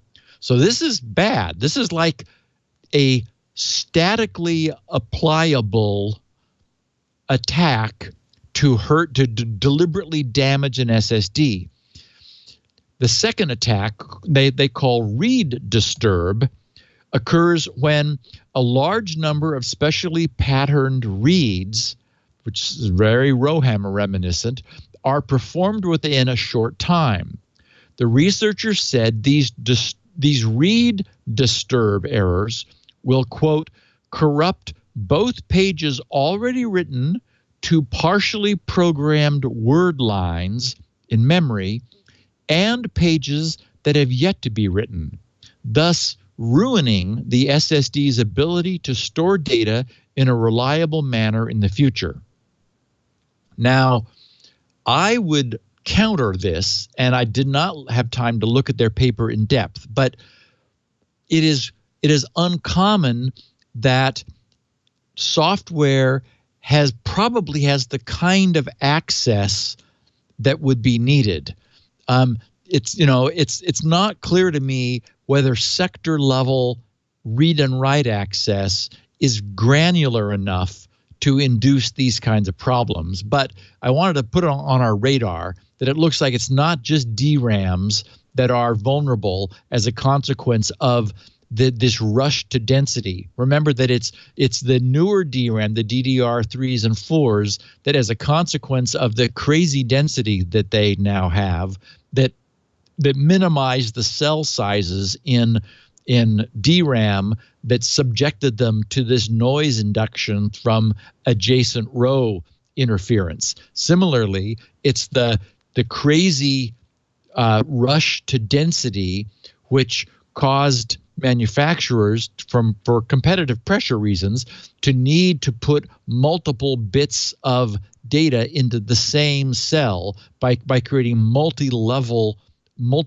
of charge, and then they needed to discriminate among those levels of charge in order to re-extract the bits. And so there are now 2 bits and even 3 bits per cell, and that just reduces the error margin, and then of course makes them vulnerable to, now we know, this kind of attack. And this kind of attack looks like a persistent attack. That is a static problem, where RowHammer is just a dynamic problem. Also, it came to my attention that Twitter has just discontinued their support of the Do Not Track browser preference. They wrote, "While we had hoped that our support for Do Not Track would spur industry adoption, an industry standard approach to Do Not Track did not materialize. We now offer more granular privacy controls, and you can learn more about them outlined in the articles below." And well, I looked, and they're completely, it's nothing. And so what I think this really means, reading between the lines, is that Twitter has chosen to no longer respect the user's browser sending of the DNT, the Do Not Track query header. They've chosen to ignore it. And it's difficult to see how, if they were truly concerned about respecting privacy, they would choose to disable a privacy-enhancing feature that they had already implemented. I mean, they had already done the work. So why decide, oh, well, we changed our mind, we're going to take it out? So what must actually be happening is that they want to be able to track users whose browsers are sending out the Do Not Track beacon, and this statement is their way of justifying that. They're essentially saying other services are ignoring their visitors' explicit requests to not be tracked, so now we're going to ignore it also. Like, okay. Yeah, unfortunate. I got a bunch of tweets, not surprisingly, from people telling me, informing me that the LastPass authenticator would now be able to back up our 2-factor data online. Robert tweeted, LastPass, at SGGRC, at LastPass authenticator can now back up your 2-factor data online. Samuel Movey said at SGGRC, I guess you won't be using your QR printouts much. In the future, LastPass will store 2-factor codes alongside your passwords. And Sean Stevens tweeted at SGGRC, someone at LastPass is listening to Security Now. LastPass authenticator now backs up to LastPass account for recovery and sync. My response, this is not a good thing. This is bad. Multi-factor security requires heterogeneous deployment. Yes. The idea is that my password and my time-based tokens must both be provided to log on. But if the same service contains both my password and my master set of time-based token keys, a single compromise of that service renders my entire use of a second factor meaningless. Also, I don't want an authenticator that is willing to export my time-based token keys. Anyone who gains control of a device's UI could export the key set. So the optimal solution is what I am doing and what I have recommended. Choose an authenticator app, not LastPass's app, and I don't like LastPass's app either because the things are so huge, you've got to scroll through in order to see a 6-digit number. I'd much rather have I'm using Google's authenticator, although there's another one that I haven't gotten around to looking at that apparently has an even denser display, which I would prefer.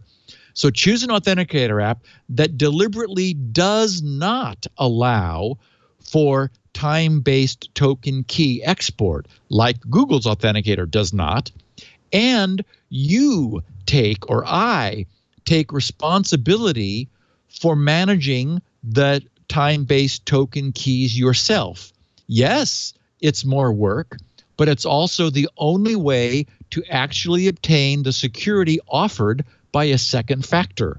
That's not something you want to relegate, and certainly not to the person who's storing all of your first factors.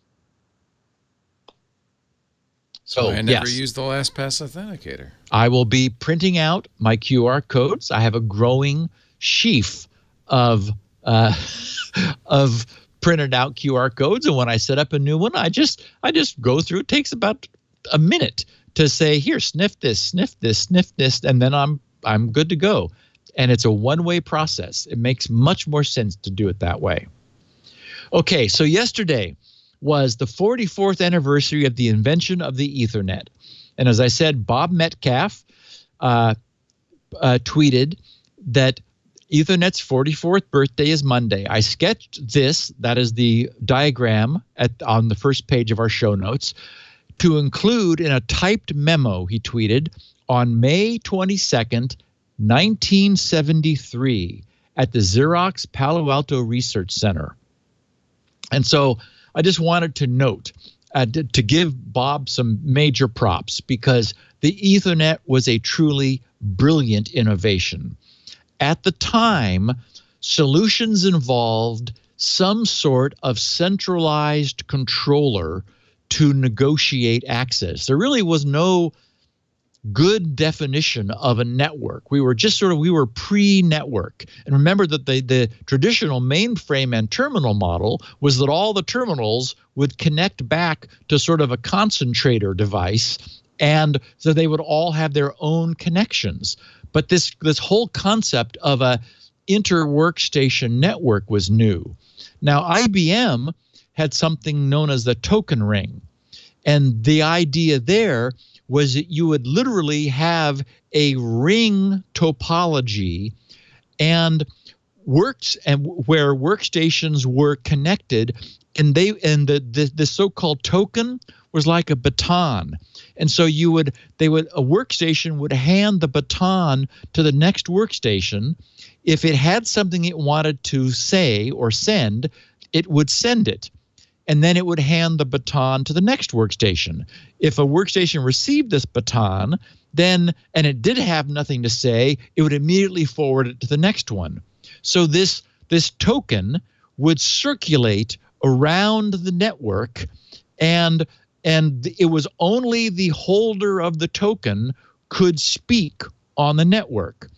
And so that sort of solved the contention problem. Well, it did solve the contention problem, but actually at a cost of great complexity. Because then what happens if a workstation hangs, as they used to back then, when it had the token? Now the token was lost, like the baton being dropped. And so you needed some provision for token regeneration. You needed all sorts of systems in place to deal with what happened when, wait, I'm not getting the token. Who has the token? And it really escalated. Bob's brilliance was to conceive of a network where all the peers, where everybody connected was a peer, and they were on a common backbone, a common ether. That is, so everybody could hear everybody else. And then he developed a brilliant and minimal, simple logic. And that is, anybody that wants to speak listens, because everybody can hear, listens until nobody is speaking. Then they choose a random number, which is how long to wait before speaking. And if when that time is up, nobody is still speaking, they speak. And while they're speaking, they're also listening to see if anybody else happened by chance to start speaking at the exact same time. Because before you speak, you make sure nobody is. But there is a chance two people could both start at the same time. So if that happens, they will both hear the other, or all three of them, or all four of them, however many happen to try to speak at the same time. So they then choose another random number, which is how long to back off before retrying. And that's it. It allowed a simple logic to exist in every NIC, network interface controller, and it solved the problem. Everybody got to talk, and they all managed locally when they talked with a simple set of rules that they would obey, and the system worked. And that is the Ethernet we have today, whether it's a wireless Ethernet, which is Wi-Fi, or it's a wired Ethernet. That system was so good that it won. And the only problem, in the same way that the internet guys who developed packet switching realized, okay, this is not perfect, but it's good enough. That is, we're not going to guarantee packets. We're going to have this just sort of opportunistic routing, and on top of that will be a protocol that solves the problem that buffers may overflow, packets may get dropped, routers may go down, and so forth. Similarly, there's a problem with Ethernet, and that is as the amount of traffic on that particular Ethernet segment, that ether backbone, whether it's wireless or wired, as the amount of traffic increases, think about what happens. At some point, everybody has too much to say. And so the incidence of collision, of packet collision, where two people are talking at the same time, increases. And so the efficiency of Ethernet falls, and to the point of failing, as you begin to approach the maximum actually well before you approach the theoretical maximum bandwidth of the system. So whereas IBM's token ring actually allowed you to closely approach much more of the maximum capacity, it did that at the cost of great complexity. Bob's breakthrough was being willing to sacrifice getting every last bit of bandwidth out of the Ethernet in turn for vastly simpler operation. And that was 44 years ago. Yesterday,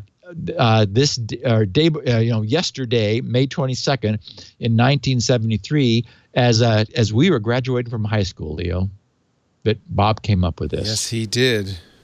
And a few years later, Esther Dyson got everybody together.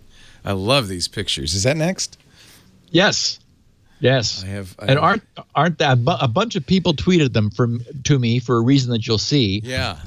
There's a young Bill Gates there, second from the left. Gary Kildall. Gary Kildall. John Scully. I'm not sure who. Scully, second from the right. Yep. Is that? I'm wondering if that's Lee Felsenstein. I'm not sure. Guy in the Russian outfit is not Mitch Kapor. Bricklin. right? Right? Dan Bricklin. That's right. Yeah. Dan Bricklin and his buddy. he dressed up that way, and Esther loved that. He was Davy Crockett, it looks like. Well, because he was a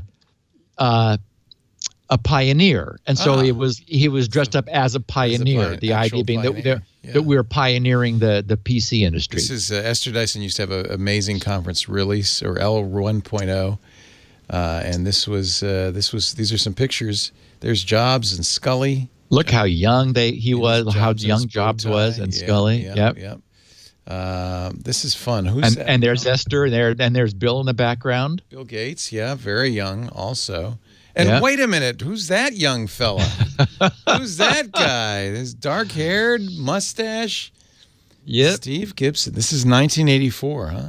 Yep, I was there with all those guys. Were you there as a pioneer? What were you doing there? I was on a panel, and I also was the keynote speaker on one of the mornings. Nice. So next to Mitch Kapor, Gary Kilball there's Mitch. Was there. Yep.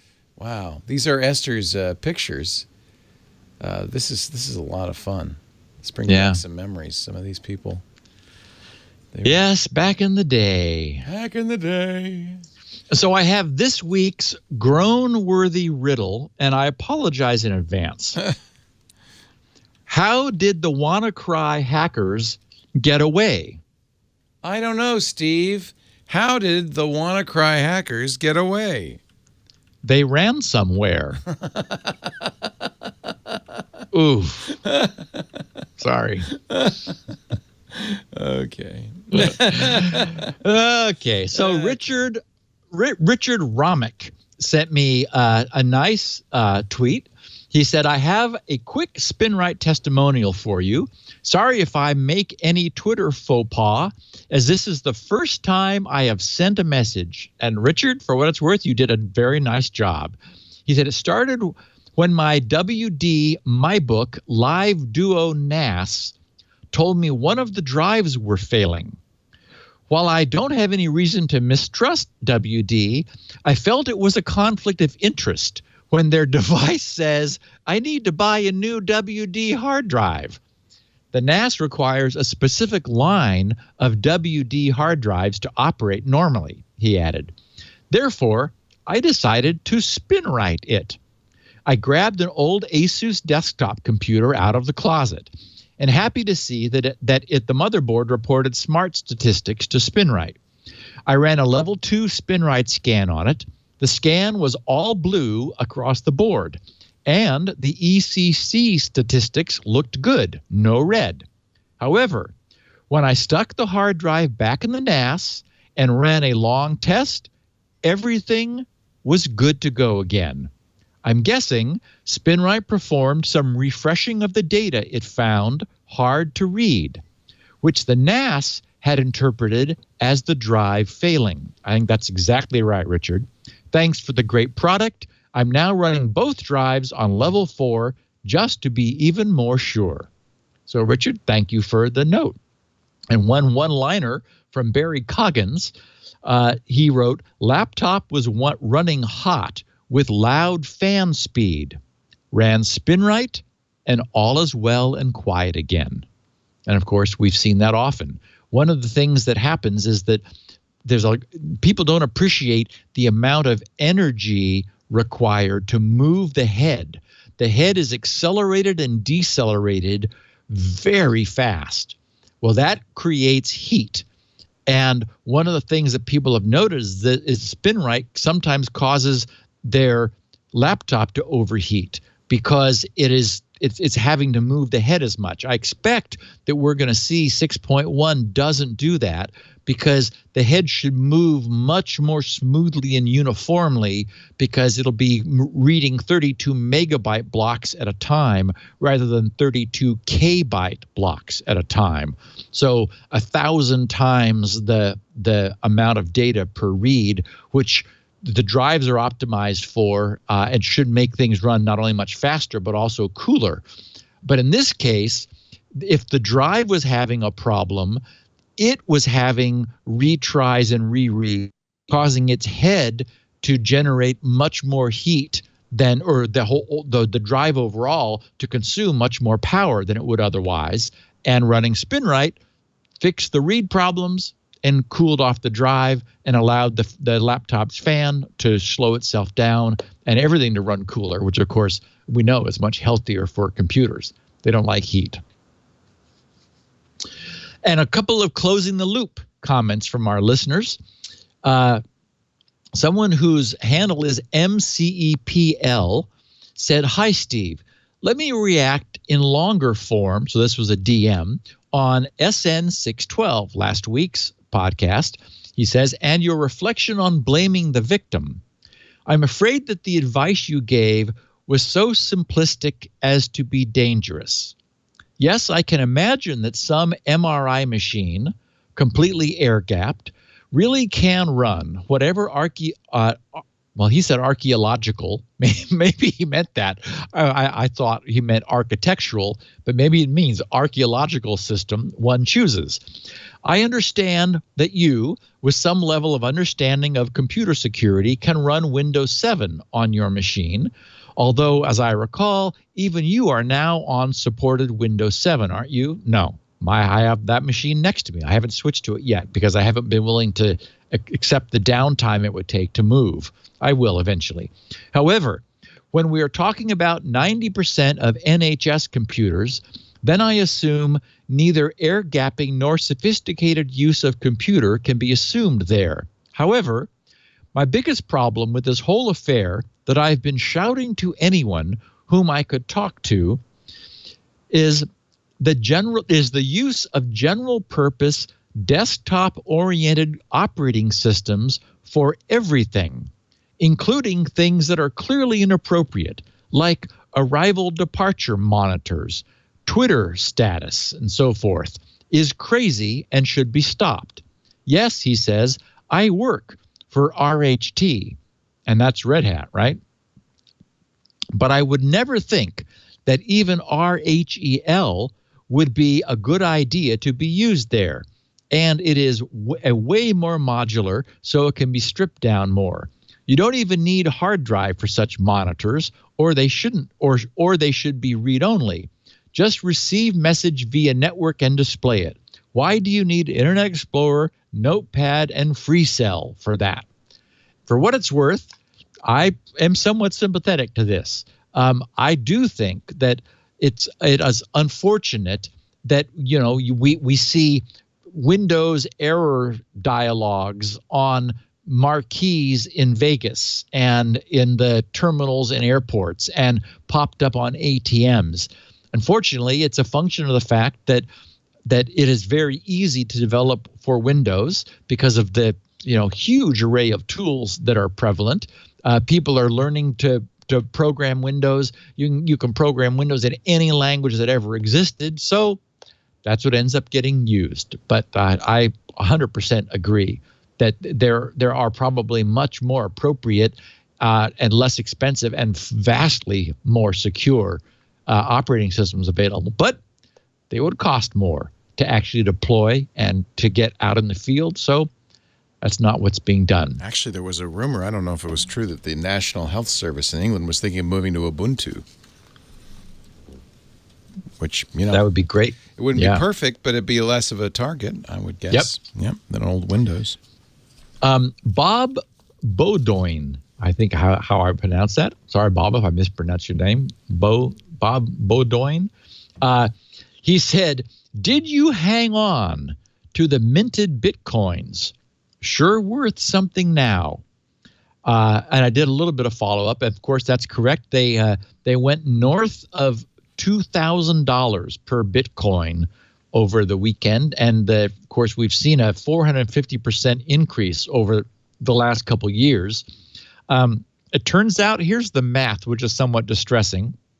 Had any of us purchased $100 worth of Bitcoins 7 years ago, we would be sitting on $72.9 million today. Whoa, that means Satoshi's rich. Wow. Yes. Wow. 7 years ago, $100 of Bitcoin is equivalent now to just shy of $73 million. Back then, let's see, the price was 0.003 cents on May 22nd, 2010. Wow. So that's amazing. It is incredible. Bitcoin trading hit $2,185.89 in the early hours of Monday morning yesterday, hitting a fresh record high after it first cruised through the $2,000 barrier over the weekend, according to CoinDesk data. Yeah, so I guess Mark Thompson, minting in his garage, is feeling pretty good right now. Wow.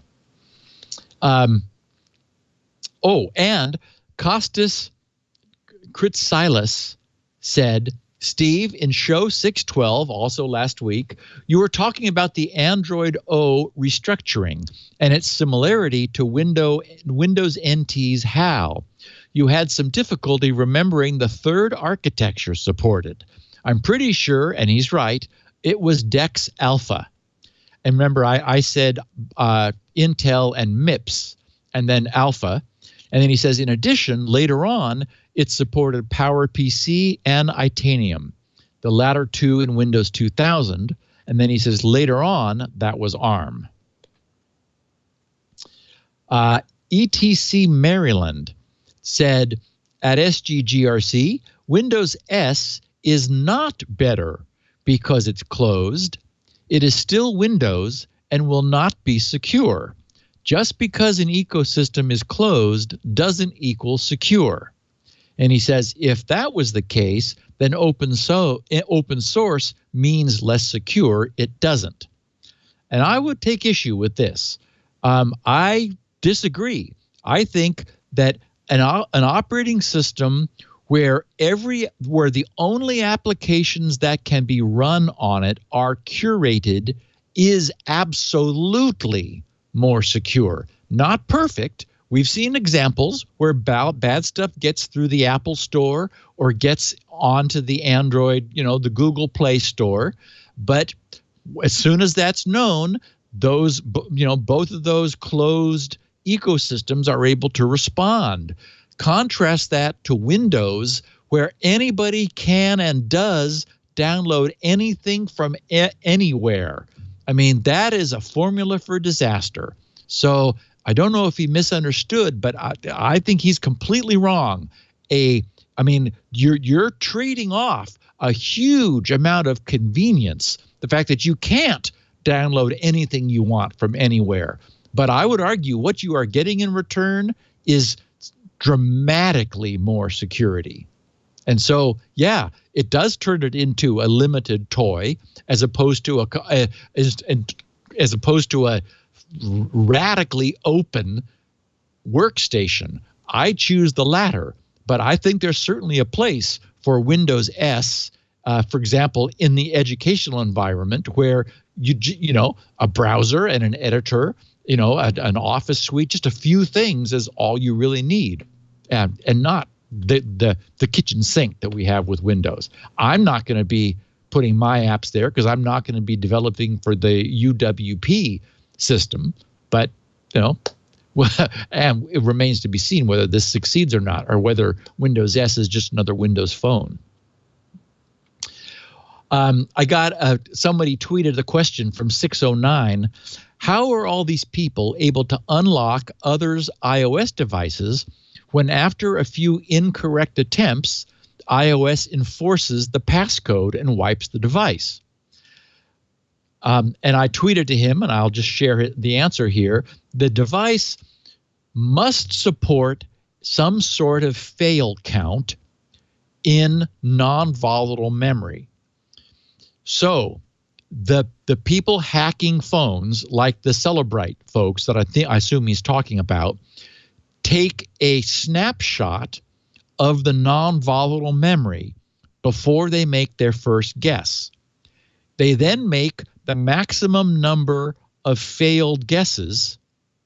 Then they restore the snapshot, thus resetting the fail count to 0, and then make another round of guesses, then refresh the snapshot again, make another round of guesses. Essentially, that allows them to reset the fail count each time. And I'm absolutely sure Apple, and I haven't kept track of it, whether Apple already has implemented a fix for that or whether it's coming. But if it's not already in the hardware, it'll be in the next generation of hardware.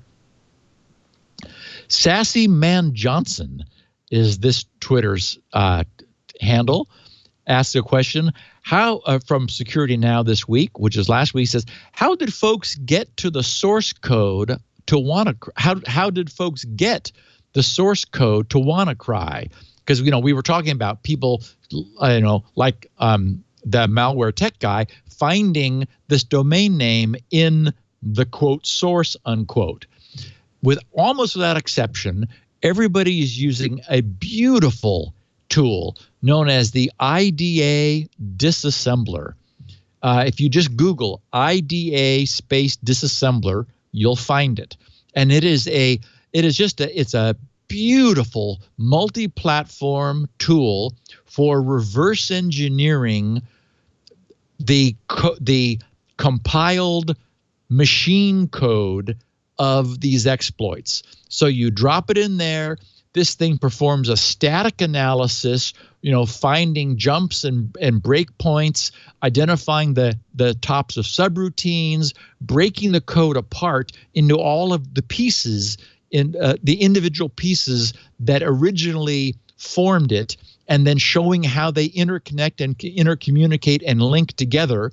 And where possible, it finds regions of memory that looks like strings and shows them to you as a string of text rather than as a series of bytes. So it does a whole lot of like the first pass reverse engineering, and then somebody who understands this stuff is able to go in and look at what the code does, add labels, and essentially further populate it with information from their own inspection. So IDA Assembler, that is the go-to tool for this kind of forensic reverse engineering of code for which you do not have the source. You only grabbed a copy from a machine that got infected, and you want to know what it does and how it works. And lastly, JC tweeted, I keep asking why NTP, the network time protocol, cannot be hacked. No response. I don't know if he's asking me or if he's just asking the ether, but he says, we're at a level that in theory it could. If not, why not? Podcast, please. And I'll just say, yes, it can be hacked. NTP it's both a UDP and a TCP protocol, but typically it's just carried over UDP in the same way that DNS is, because it's much faster. So it's not encrypted. It could be hacked, although it's not really clear what a hack of time would give you. Many things are like we were talking about certificates. If you lied about the date or time enough, then the certificate would be declared invalid, either not yet valid or now expired. So Kerberos